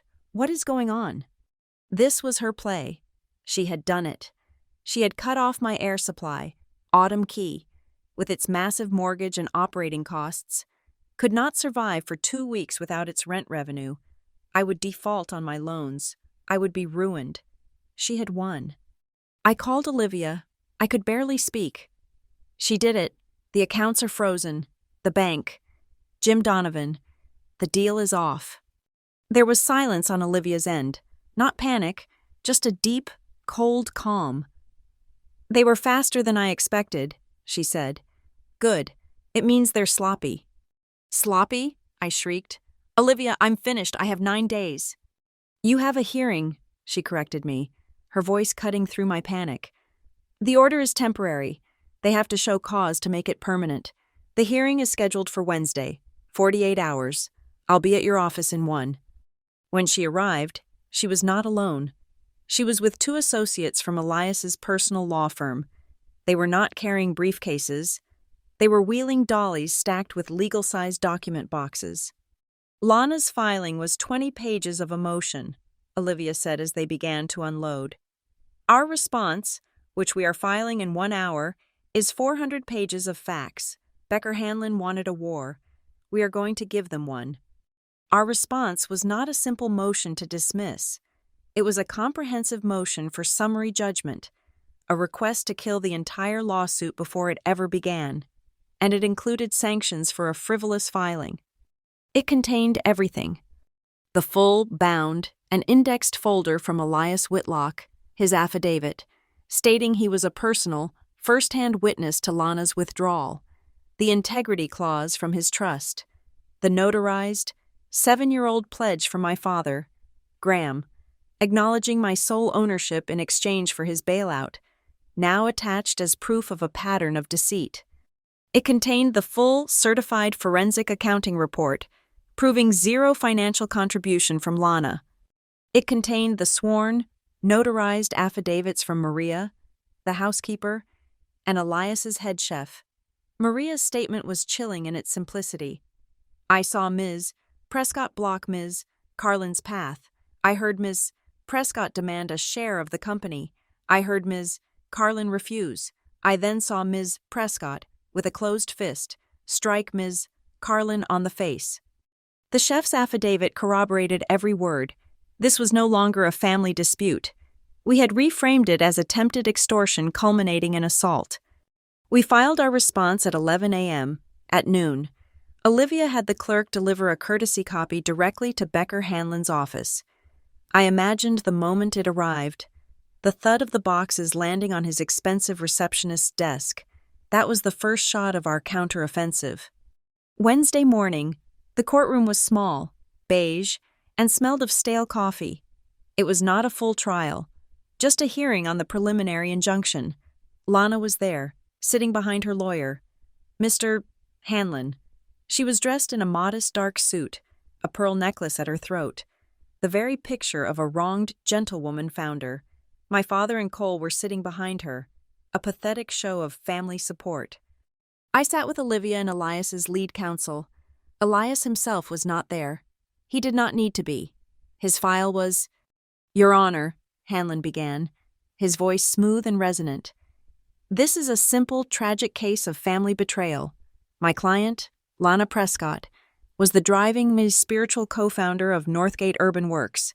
She provided the intellectual contribution, the family support, the ideas. Her stepdaughter, the defendant, handled the paperwork. He droned on for 10 minutes, painting a picture of a loving mother who had been cheated, and then he played his ace. Your Honor, we have submitted an email from the defendant herself, dated 9 years ago, which is the smoking gun in this case. He picked up a sheet of paper. I quote, Lana, thank you so much for yesterday. You were a total rock star. I seriously couldn't have started this without you, Your Honor. Couldn't have started this without you. A clear acknowledgement of her foundational role, a promise on which my client relied, only to be tossed aside once the company became a multi-million-dollar success. He sat down. The judge, a no-nonsense woman in her 60s, looked at the email. She looked at me. Ms. Parkhurst, that seems fairly damaging. Couldn't have started this without you? Olivia stood up. Your Honor, we could not agree more. That statement is absolutely 100% true. My client, Ms. Carlin, could not have started her business pitch that day without Ms. Prescott's help. Hanlon's smile wavered. If you will please turn to Exhibit A of our response, Olivia continued, her voice clipping along. You will find the full context of that email. You will see my client's digital calendar for that morning. 9 a.m., first pitch meeting, Citadel Investors. You will then see, at 8:45 a.m., an email from her dog sitter, canceling. You will then see a text message exchange, time-stamped, where Ms. Carlin desperately asks her stepmother, Lana, to please watch Barnaby for 3 hours. Barnaby, Your Honor, was my client's golden retriever. A ripple of something, it might have been a stifled laugh, went through the gallery. The judge's expression did not change, but she was reading our exhibit. The "You're a rock star, Your Honor," Olivia concluded, was in reference to emergency canine supervision. We have attached the veterinarian records for Barnaby, should the court wish to verify his existence. To claim this is a founding promise of a real estate empire is not just a stretch, it is an absurdity. Hanlon's face was flushed. He had been blindsided. He had not done his homework. Furthermore, Your Honor, Olivia pressed on, the plaintiff's side has repeatedly claimed my client excluded them from governance of the company. Mr. Cole Carlin submitted an affidavit stating he was at Autumn Key for a governance meeting. That is correct, Hanlon recovered, standing up. They were there to inspect their asset. Inspect, Olivia repeated. Your Honor, we have the security footage of that governance meeting. With your permission, I would like to play the 30-second clip labeled Exhibit B, the trespass. The bailiff hit the play button. The courtroom monitor flickered to life. There, in high definition, was my lobby, the cheap family estate dinner banner, the champagne, and then the cut to the third floor. Cole, grinning like a fool, holding a yellow tape measure against a wall. It cut to Ava, letting her children run screaming down the residential hallway. As you can see, Your Honor, Olivia said over the silent footage, this was not a governance meeting. This was a home invasion, planned by the plaintiff, culminating in her bringing an outside tax advisor to illegally appraise an asset she did not own. Hanlon was on his feet. Objection. This is prejudicial. This is evidence, the judge snapped. Sit down, Mr. Hanlon. And finally, Your Honor, Olivia said, moving in for the kill. The plaintiff's entire case rests on a fraudulent document, a 9-year-old LLC filing. We have provided the subsequent document, the notarized, witnessed withdrawal affidavit, signed by Ms. Prescott, and the witness, as you can see from his own affidavit, was Mr. Elias Whitlock. The judge's eyes widened slightly at the name. Elias's reputation was sterling. We have also provided, Olivia said, her voice dropping, sworn testimony that the plaintiff, upon being confronted with these facts, resorted to physical violence against my client on Thanksgiving Day. This is not a lawsuit. This is the endgame of a criminal extortion campaign. She sat down. The silence in the courtroom was absolute. The judge looked at Lana. She looked at Hanlon. She looked at the file. She was furious. Mr. Hanlon, the judge said, you have brought a case before me based on an email about a dog. You have submitted an affidavit from a man claiming a governance meeting that your own client's video proves was a trespass. You have based your entire motion on an obsolete document while ignoring a subsequent notarized withdrawal witnessed by one of the most respected men in this city. And you have done this on an ex parte basis, winning a temporary order that has, I am sure, caused catastrophic financial damage to the defendant. She took a deep breath. The emergency order to freeze the accounts of Northgate Urban Works and 317 Laurel is hereby dissolved. Effective immediately, I am denying your motion for a preliminary injunction. And frankly, Mr. Hanlon, I am strongly advising you to counsel your client on the severe penalties for malicious prosecution. It was not a complete dismissal. That would take a full hearing, but it was a total victory. The freeze was lifted. I walked out of the courtroom, breathing for the first time in days. My phone buzzed. It was Jim Donovan. Maeve, my apologies. I just received the court order. The freeze is lifted. The refinancing. It's back on. The committee is green-lighting the package. The next day, the Riverton Gazette ran a new headline. The family drama angle was gone. The new headline read, Judge lifts freeze on Autumn Quay. Case study in corporate governance. The article was not about me being a bad daughter. It was about how I had used meticulous, ironclad documentation to defend my company against a frivolous claim. I had not just won, I had changed the entire story. We had won the battle, but the war for the narrative was still smoldering. The judge had lifted the freeze, and Jim Donovan had resurrected the refinancing package, but the stain remained. My investors were placated. My tenants were relieved. But the public story was still one of conflict. The Riverton Gazette had pivoted, but the family angle was too juicy to die. I had been forced to defend myself with a chaotic flurry of facts. Now, I would mount a controlled, strategic offensive. I was not just going to repair my reputation. I was going to forge a new one made of steel. Lana's entire strategy was to make this messy. I told Olivia in the conference room. She wanted to drag me into the mud, to make this a he said, she said, where the truth was just a matter of opinion. We're going to respond by making the truth clean, accessible, and undeniable. I called my web development team. I'm commissioning a new project, a mini-site. It's a standalone page, linked from the Northgate homepage. The title is Boundaries Build. I want it live in 48 hours. This was not an emotional plea. It was a corporate archive of the truth. We built it with the precision of a legal brief. The centerpiece was a clean, interactive timeline. On one side, a single event. October 14th, 9 years ago. Initial LLC member withdraws all interest, receives full compensation. On the other side, a long cascade of events. Hamilton Yard acquired. Autumn Quay land acquired. 317 Laurel construction begins. The visual gap was stark. It was a 9-year gulf between her involvement and my success. Beside the timeline, we built a document library. We uploaded high-resolution, time-stamped scans of the critical, undeniable facts. The notarized withdrawal affidavit, with Lana's signature and Elias's clear as day. The amended articles of incorporation, filed with the state, showing a 100% sole proprietorship.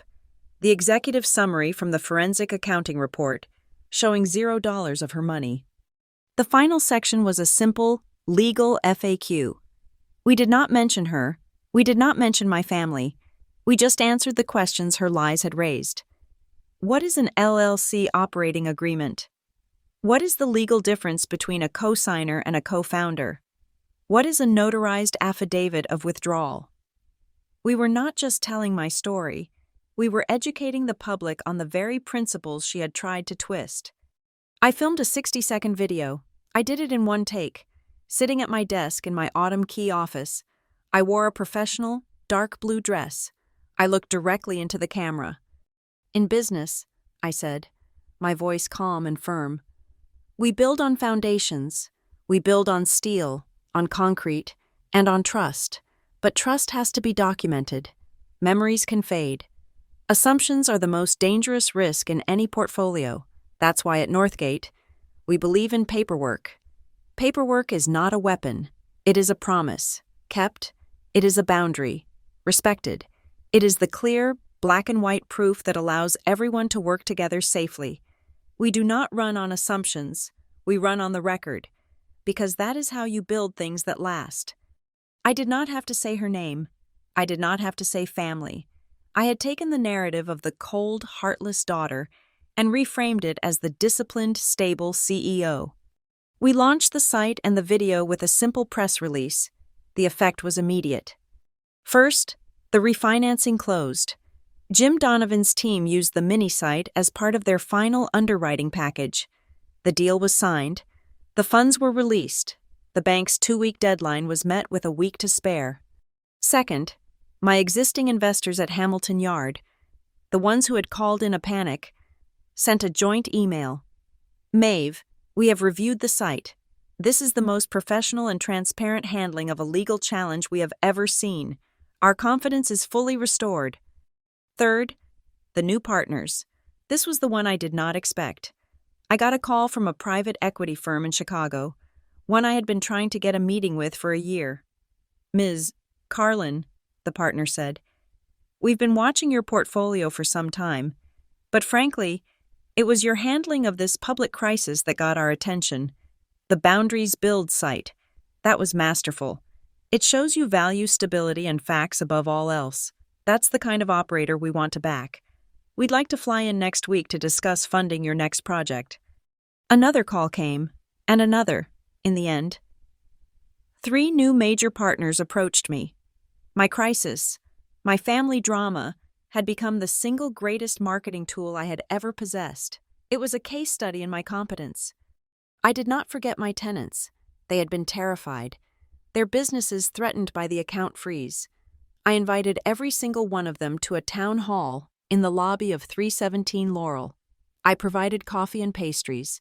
I spoke for 30 seconds, welcoming them and thanking them for their patience. Then I handed the floor to Olivia.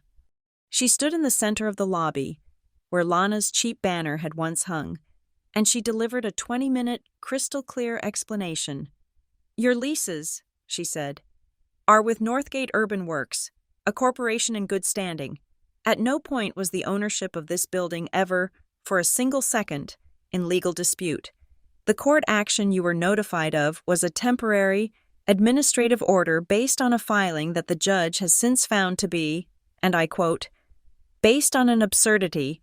Your tenancy is not just secure, it is ironclad, and the company that holds your lease has just successfully closed a major refinancing, guaranteeing its stability for the next decade. She answered every question.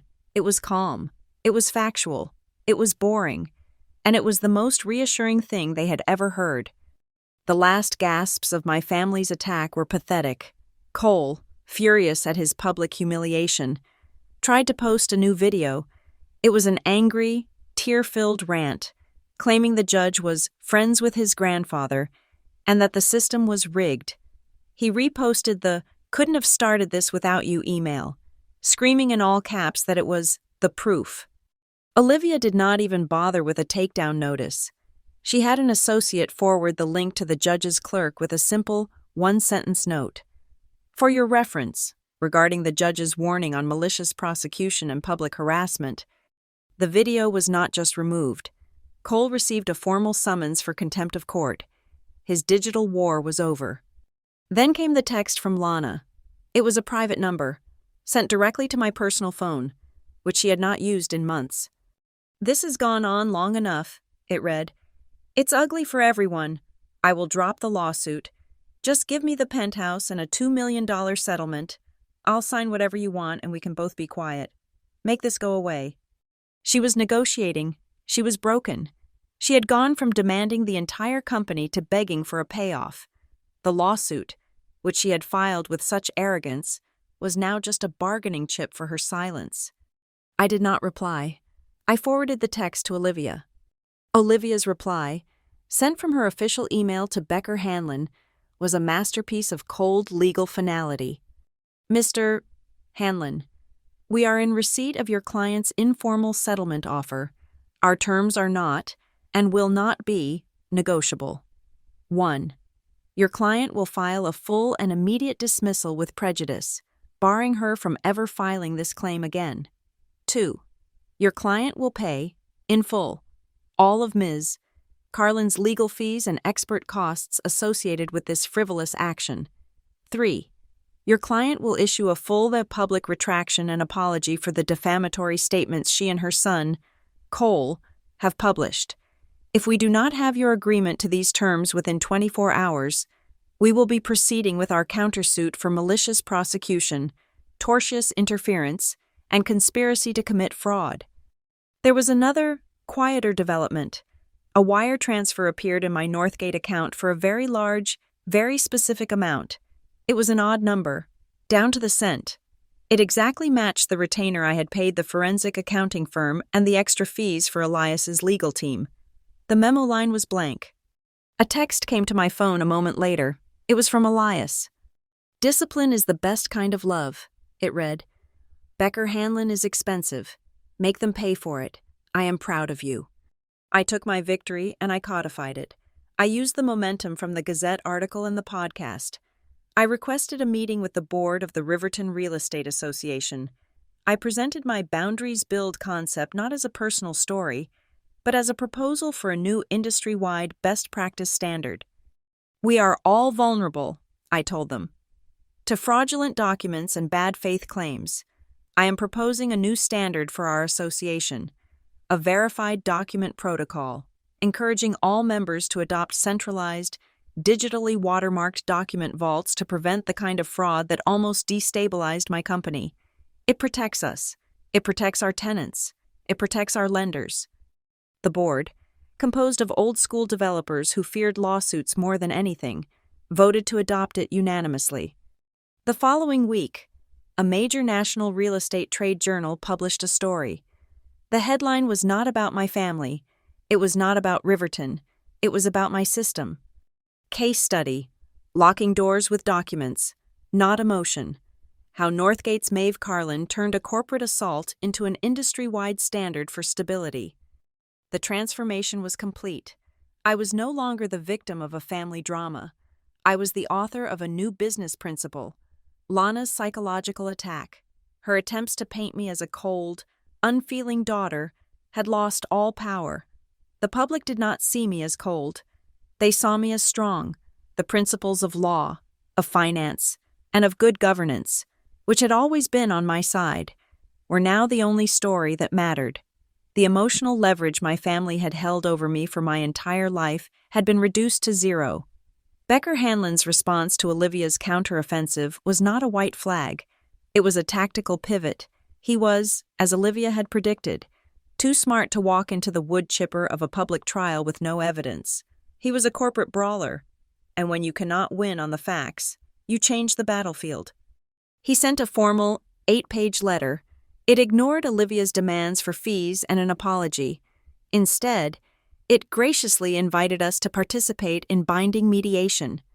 "He's stalling," I said, tossing the letter onto my desk. "He wants to keep the lawsuit technically active to spook my new partners. He's trying to bleed us." "No," Olivia said, her eyes scanning the document. "He's not stalling. He's probing. He's seen our evidence. He's seen the forensic report, the affidavits, the pledge from your father. He knows he has no case. This mediation isn't a legal proceeding. It's a shakedown.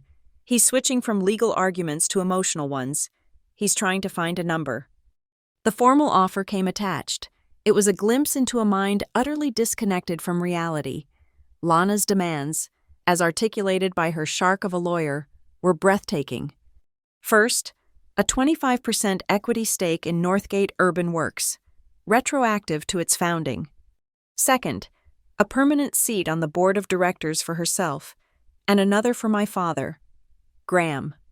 Third, the immediate dissolution of the Boundaries Build mini-site and a full retraction of the case study article, on the grounds that they were defamatory to the Prescott-Carlin family.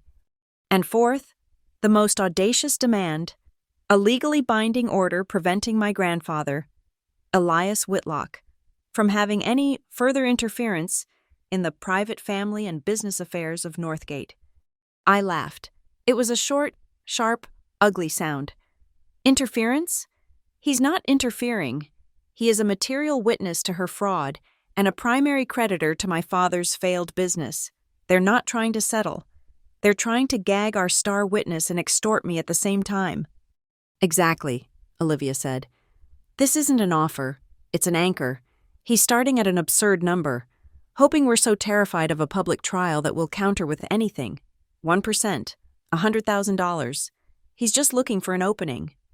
"Then we will give him one," I said. "We accept the mediation." Olivia looked at me, surprised. "We accept," I continued, "and we will bury them in that room. We will give them one last chance to see the full, complete, and total arsenal we have arrayed against them, and we will send our counteroffer, the real offer." Olivia smiled. Her reply to Becker Hanlon was a single paragraph. "We agree to mediation. Our terms, however, are non-negotiable and final. 1. An immediate and full dismissal of your client's lawsuit, filed with prejudice, permanently barring this claim. 2. Full and complete reimbursement of all legal, expert, and forensic accounting fees incurred by Ms. Carlin, the sum of which will be provided at the mediation. 3. A permanent, court-ordered restraining order barring Lana Prescott, Graham Carlin, and Cole Carlin from any Northgate property and from any and all contact with Ms. Carlin or her employees." Hanlon's reply was even shorter. "We will see you on Tuesday." The mediation was held in a neutral, soulless conference room at a third-party arbitration firm. Beige walls, beige carpet, a long, sterile table, and a complimentary carafe of lukewarm water. It was the landscape of legal death. On one side of the table sat me and Olivia, on the other sat Becker Hanlon, my father Graham, and Lana. Cole, facing his own contempt hearing, had been wisely left at home. The mediator, a retired judge with a face carved from granite, sat at the head. The air was heavy, toxic. No one made eye contact. Graham looked physically ill. Lana, however, was radiating a vibrating, desperate energy. She was dressed in her wronged woman costume again, a simple gray dress, her hair pulled back. She was here to perform. Hanlon began. He was smooth, his voice a polished baritone. "Your Honor, we are here today not as adversaries, but as a family, seeking to heal a rift. This is not about numbers. This is about acknowledgement. It is about recognizing the foundational, intellectual, and emotional contributions Ms. Prescott made to her stepdaughter's nascent dream." He gestured to Lana. "Lana," he said gently, tell us what you did." Lana leaned forward, her eyes fixed on the mediator, ignoring me completely. She had rehearsed this. "I was there," she said, her voice soft, full of manufactured pain. "I was there from the idea. Maeve. She's good with numbers, but I gave it the vision, the feel, that very first project, the duplex. I was the one who made it a Northgate property.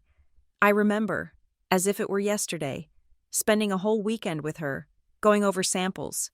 I was the one who found that specific gray porcelain tile for the kitchen. I said, 'This is it, Maeve. This is the one.' It was my aesthetic, my eye.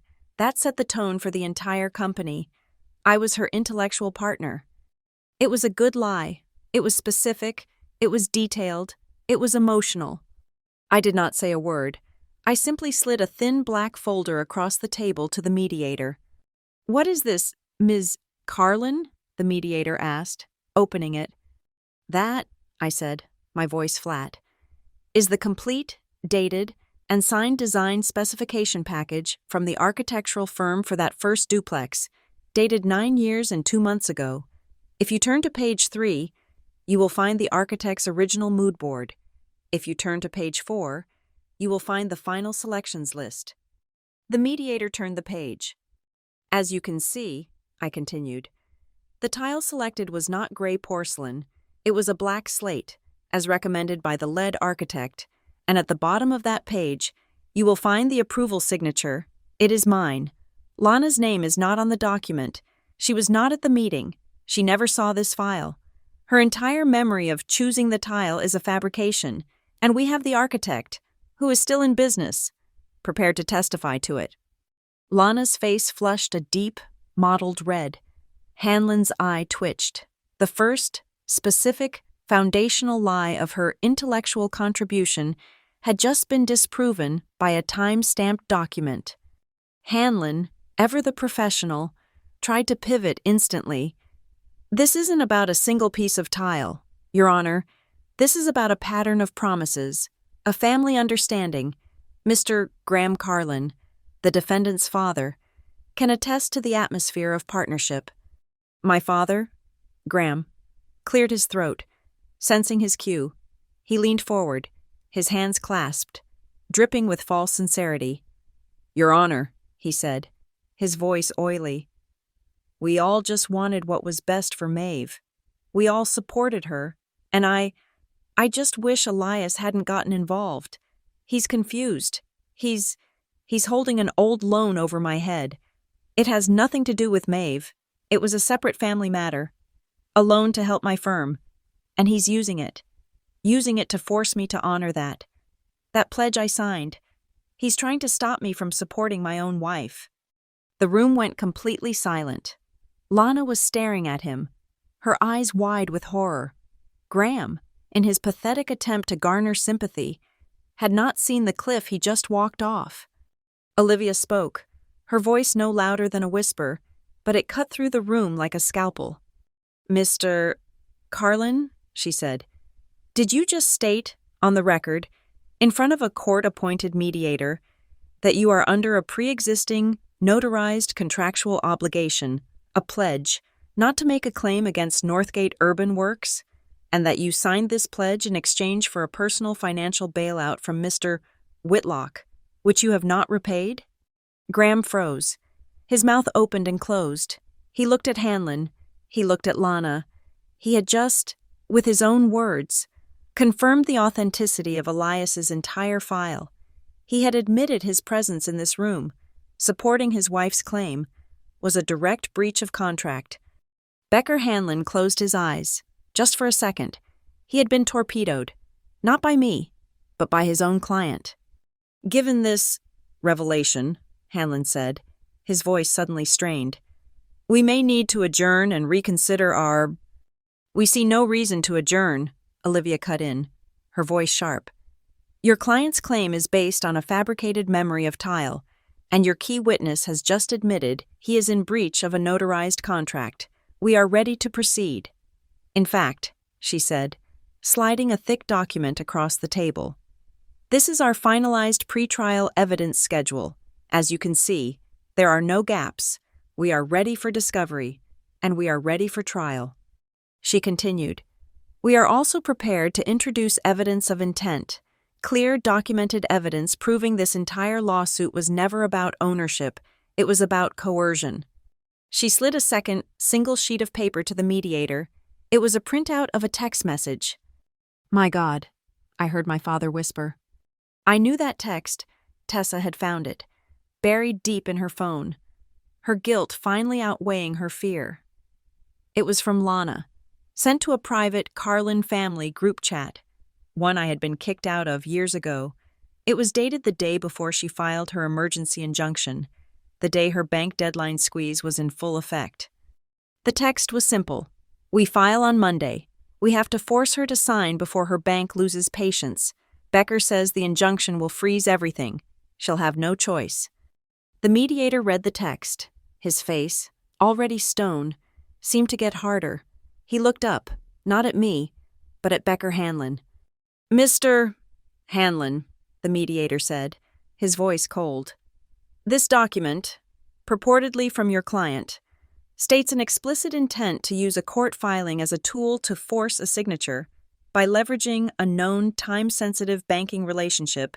This is, on its face, a textbook definition of tortious interference and abuse of process. How do you respond?" Hanlon looked at the text. He looked at Lana. She was staring at her own hands, defeated.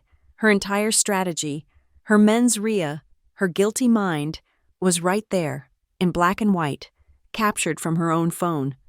We will contest the authenticity of that communication," Hanlon stammered, but his heart was not in it. "Please do," Olivia said, her voice bright. "We will be happy to subpoena the cellular records, and while we're at it, Your Honor, we would just like to confirm for the record that our primary witness, Mr. Elias Whitlock, has formally agreed to testify publicly, under oath, to all matters. His testimony regarding the withdrawal affidavit he personally witnessed, his testimony regarding the contractual pledge he holds from Mr. Carlin, and, of course, his testimony regarding the physical assault he witnessed via his security system on Thanksgiving Day." That was the final blow. The threat of my 90-year-old, billionaire, titan of industry grandfather taking a public stand and, under oath, calling Lana a liar, an extortionist, and an abuser was the end. The public humiliation would be absolute. The integrity clause in his trust would be triggered. They would all be disinherited. Hanlon was finished. He had nothing. He turned, in a last pathetic appeal, to me. He had not addressed me directly all day. "Ms. Carlin, Maeve," he said, his voice soft. "My client is emotional. This is a family matter. Surely, to avoid this public, painful display, there is some small concession you would be willing to make, for peace." I had not spoken for almost an hour. I leaned forward, my hands flat on the table. I looked at Hanlon, then I looked at my father, who was pale and trembling. Then I looked at Lana. Her eyes were full of a desperate, pleading hatred. "No," I said. The word was quiet, but it was absolute. There is no concession. There is no negotiation. You cannot settle a fact. You cannot compromise on the truth. My company is not a pie for you to divide. It is a fortress, and you have failed to breach it. I stood up. Olivia stood with me, gathering her files. "We are finished here," I said. "There is no compromise with coercion." I looked at Lana, her face a mask of utter defeat. "We will see you in court." I walked out of the room. Olivia followed. The door clicked shut behind us, leaving them in that sterile, beige room with their lies, their text messages, and their breached contracts. The last door had closed. They had no more delays, no more tricks, no more leverage. The only room left for them to enter was the final one, the courtroom, and they were walking into it with nothing. The courtroom was not the small, beige motions room from before. This was the main civil hall, a chamber of old, dark wood, high ceilings, and a palpable tension. It was packed. The press was there, the Riverton Gazette in the front row. My new investment partners were in the back, watching. At the plaintiff's table, Lana, Graham, and Cole looked small, their faces pale and strained. Becker Hanlon, for all his expensive bravado, looked like a man who knew he had been dealt a losing hand. The judge, the same sharp, no-nonsense woman who had heard the dog email argument, entered. We all rose. We all sat. She looked over her glasses at the two tables. "I have read the defense's 400-page motion for summary judgment," she said, her voice echoing slightly. "And I have read the plaintiff's 900-page opposition. This court's time is not unlimited. I am interested only in original, time-stamped evidence and live, first-hand witness testimony. Mr. Hanlon, your client's case appears to rest entirely on emotional claims. You are asking this court to ignore a mountain of documentation and proceed to a full, lengthy jury trial. Begin. Convince me." Hanlon stood. He was a performer, and this was his final, desperate performance. "Your Honor, thank you. This case is not about cold, dead paper. It is about a living, breathing family. It is about a daughter, Maeve Carlin, who took the love, the support, the intellectual capital of her stepmother, Lana Prescott." "Stepmother," Olivia said quietly, but loud enough for the court reporter to hear. "Of her stepmother," Hanlon corrected, a flush rising on his neck. "She used that foundation to build an empire, and then, when the money was real, she discarded her, like a piece of trash. We are here to prove that Lana Prescott was an implied co-founder. We have the email. We have the family testimony. We believe a jury. Your Honor, deserves to hear this story of profound betrayal. We ask that you deny this motion and let us proceed." He sat down. The judge looked at Olivia. "Ms. Parkhurst, your response?" Olivia stood, the picture of lethal calm. "Your Honor, Mr. Hanlon is correct. This is not about a mountain of paper. It is about one piece of paper. May I direct the court's attention to the projector?" The large screen behind the judge lit up. It was a high-resolution scan. "This," Olivia said, "is the amended and restated Articles of Incorporation for Northgate Urban Works, filed with the Secretary of State. It is dated 9 years and 2 months ago. That is before the acquisition of Hamilton Yard, before the land for Autumn Key was purchased, before 99% of the company's current assets existed." She used a laser pointer, its red dot sharp and steady. "And here, Section 3, members, you will see one name, Maeve Carlin, 100%, filed, certified, and undisputed." She clicked, the screen changed. "And this, Your Honor, is the document Mr. Hanlon's entire case is designed to ignore. The notarized affidavit of withdrawal.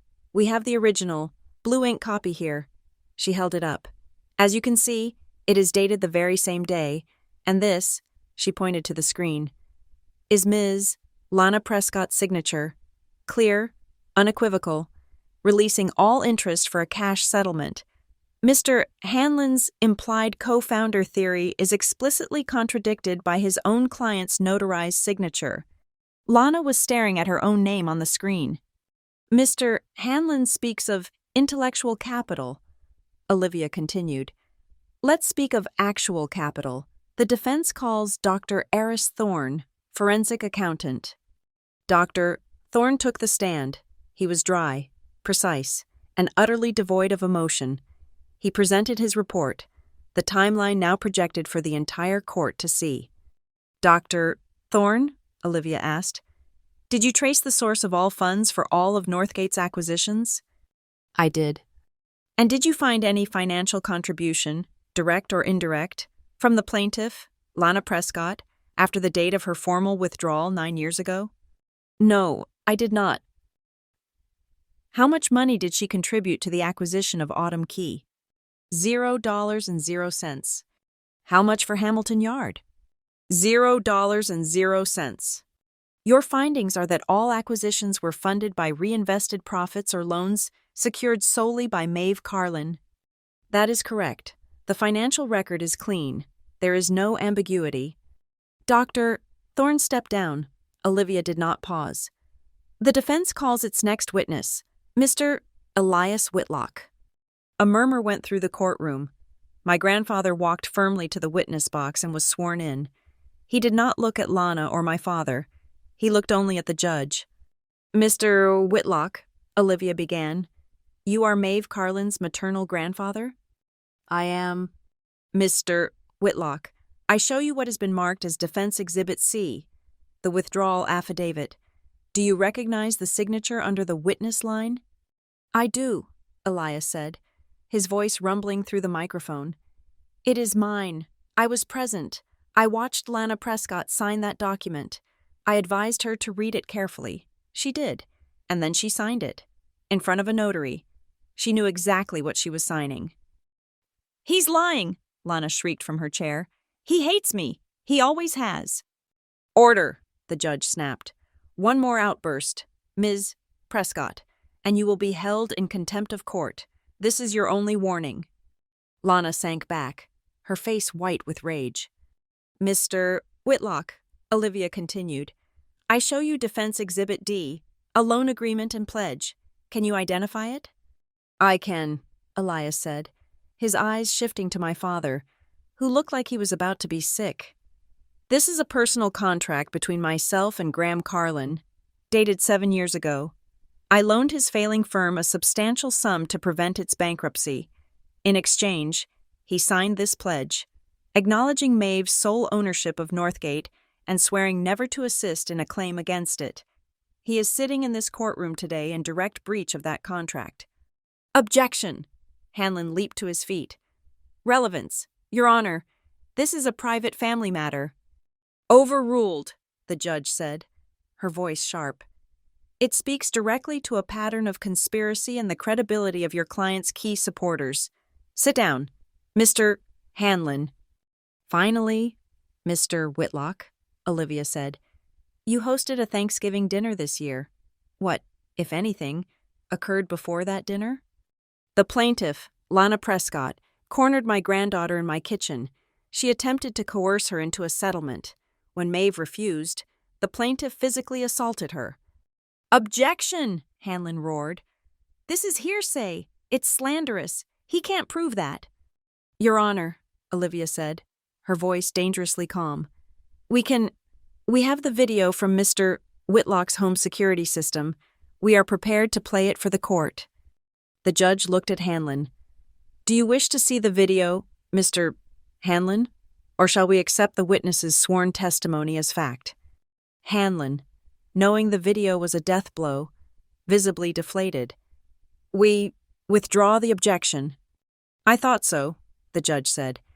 "The witness's testimony stands. The court notes a clear, documented pattern of coercion and physical intimidation by the plaintiff." Elias stepped down. He had just dismantled their entire case in less than 10 minutes. Hanlon was desperate. He was a drowning man. He stood up, waving a single sheet of paper. "Your Honor, they can talk about grandfathers and contracts all day, but they cannot escape this. The email. I couldn't have started this without you. This is the promise. This is the core of our implied co-founder claim. This is what this case is about." "I'm so glad you brought that up," Olivia said, almost smiling. "Your Honor, Mr. Hanlon has, once again, only shown you a part of a document.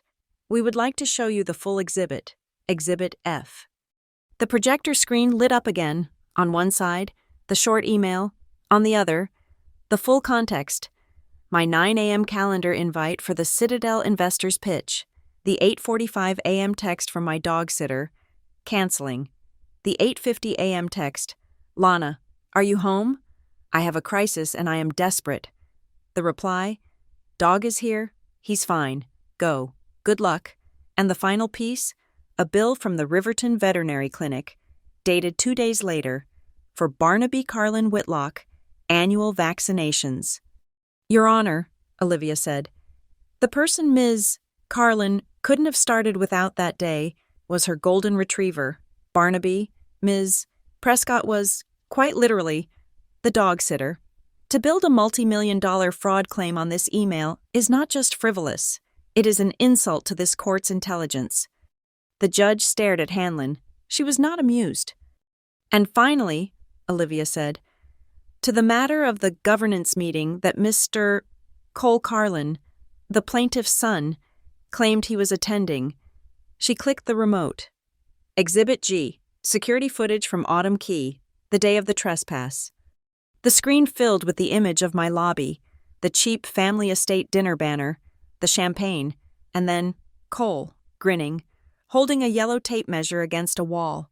It cut to Ava's children, running and screaming down the hallway. Cole, at the plaintiff's table, turned a deep, blotchy red. He literally sank into his chair until his head was barely visible. "This," Olivia said, her voice ringing with finality, "is not a governance meeting. This is a criminal trespass, an illegal occupation planned by the plaintiff to create the illusion of ownership. They are not partners. They are co-conspirators." Olivia sat down. It was over. The judge removed her glasses. She rubbed the bridge of her nose. She looked at Lana, at Graham, at Cole, and at their lawyer. Her voice was cold steel. "I have seen enough. This is the most egregious, baseless, and malicious filing I have ever seen in my 12 years on this bench." She looked at Hanlon. "Your client has presented zero evidence. The defense has presented a mountain of irrefutable, time-stamped, and witnessed proof. Therefore, the court rules as follows. 1. The defense's motion for summary judgment is granted. The plaintiff's case is dismissed with prejudice. This claim is dead. It may never be filed again. 2. Any and all temporary orders, including the previously dissolved administrative freeze, are permanently lifted and sealed. The court affirms that Northgate Urban Works and its properties, including Autumn Key, are the sole and exclusive property of Maeve Carlin. 3. The court finds a clear and disturbing pattern of harassment. I am granting the defense's request for a permanent restraining order. Lana Prescott, Graham Carlin, and Cole Carlin are hereby barred from contacting Maeve Carlin, her employees, her tenants, or her business partners. They are barred from coming within 500 feet of any Northgate property. Violation will result in immediate arrest. Graham made a small, strangled, gasping sound. 4. This court finds that this lawsuit was filed frivolously, in bad faith, and with malicious intent. Therefore, the plaintiff, Lana Prescott, is ordered to pay 100% of the defendant's legal fees, expert witness costs, and all associated court costs. Hanlon's head literally dropped onto the table. And finally, the judge said, her eyes boring into Lana. The plaintiff and her son, Cole, waged a public-facing campaign of defamation. This court orders that the plaintiff must fund and publish a full-page public retraction in the Riverton Gazette, clarifying the sole ownership of Northgate and Autumn Key, and publicly apologizing for the false statements. This court is adjourned. The gavel cracked. It was done. I did not look at them. I stood up, my legs shaking, and walked out into the bright, quiet hallway. The air felt clean for the first time in months. Elias came out a moment later. He put his hand on my shoulder. He looked at me, his eyes, which were usually so stern, crinkling at the corners. You see, Maeve, he said, his voice quiet, you build with steel and glass. That's good, but you protect it with paper. Setting a boundary is not an act of aggression. It is the only way you can keep what you build. I nodded, unable to speak, and just hugged him. I walked out of the courthouse alone. I stood on the top step. The wind was sharp and cold, carrying the first real promise of winter. It whipped my coat around me, and it felt like it was scrubbing the last of the filth away. My phone rang. I looked at the screen. Jim Donovan. I answered. Jim? Maeve. His voice was warm, relieved, and full of energy. The news is already all over the wire. Congratulations. I just wanted to be the first to tell you. The refinancing package has officially closed. The funds are released. You are secure. I closed my eyes and tilted my head back, feeling the cold, clean wind on my face. It was finished. That evening, I went to my grandfather's house. He was in his library, by the fire, reading a book. His old, worn leather briefcase was on the floor next to his chair. As I walked in, he looked up, smiled at me, and, with a final, satisfying click, he snapped the 2 brass latches shut. Thanksgiving, and everything that came with it, was truly over. Thank you all so much for listening to my story. I'd love to know where in the world you're listening from. Please let me know in the comments and share your thoughts. Don't forget to subscribe to Lila Revenge Stories, like this video, and give it an extra boost by hitting the hype button so more people can hear this story.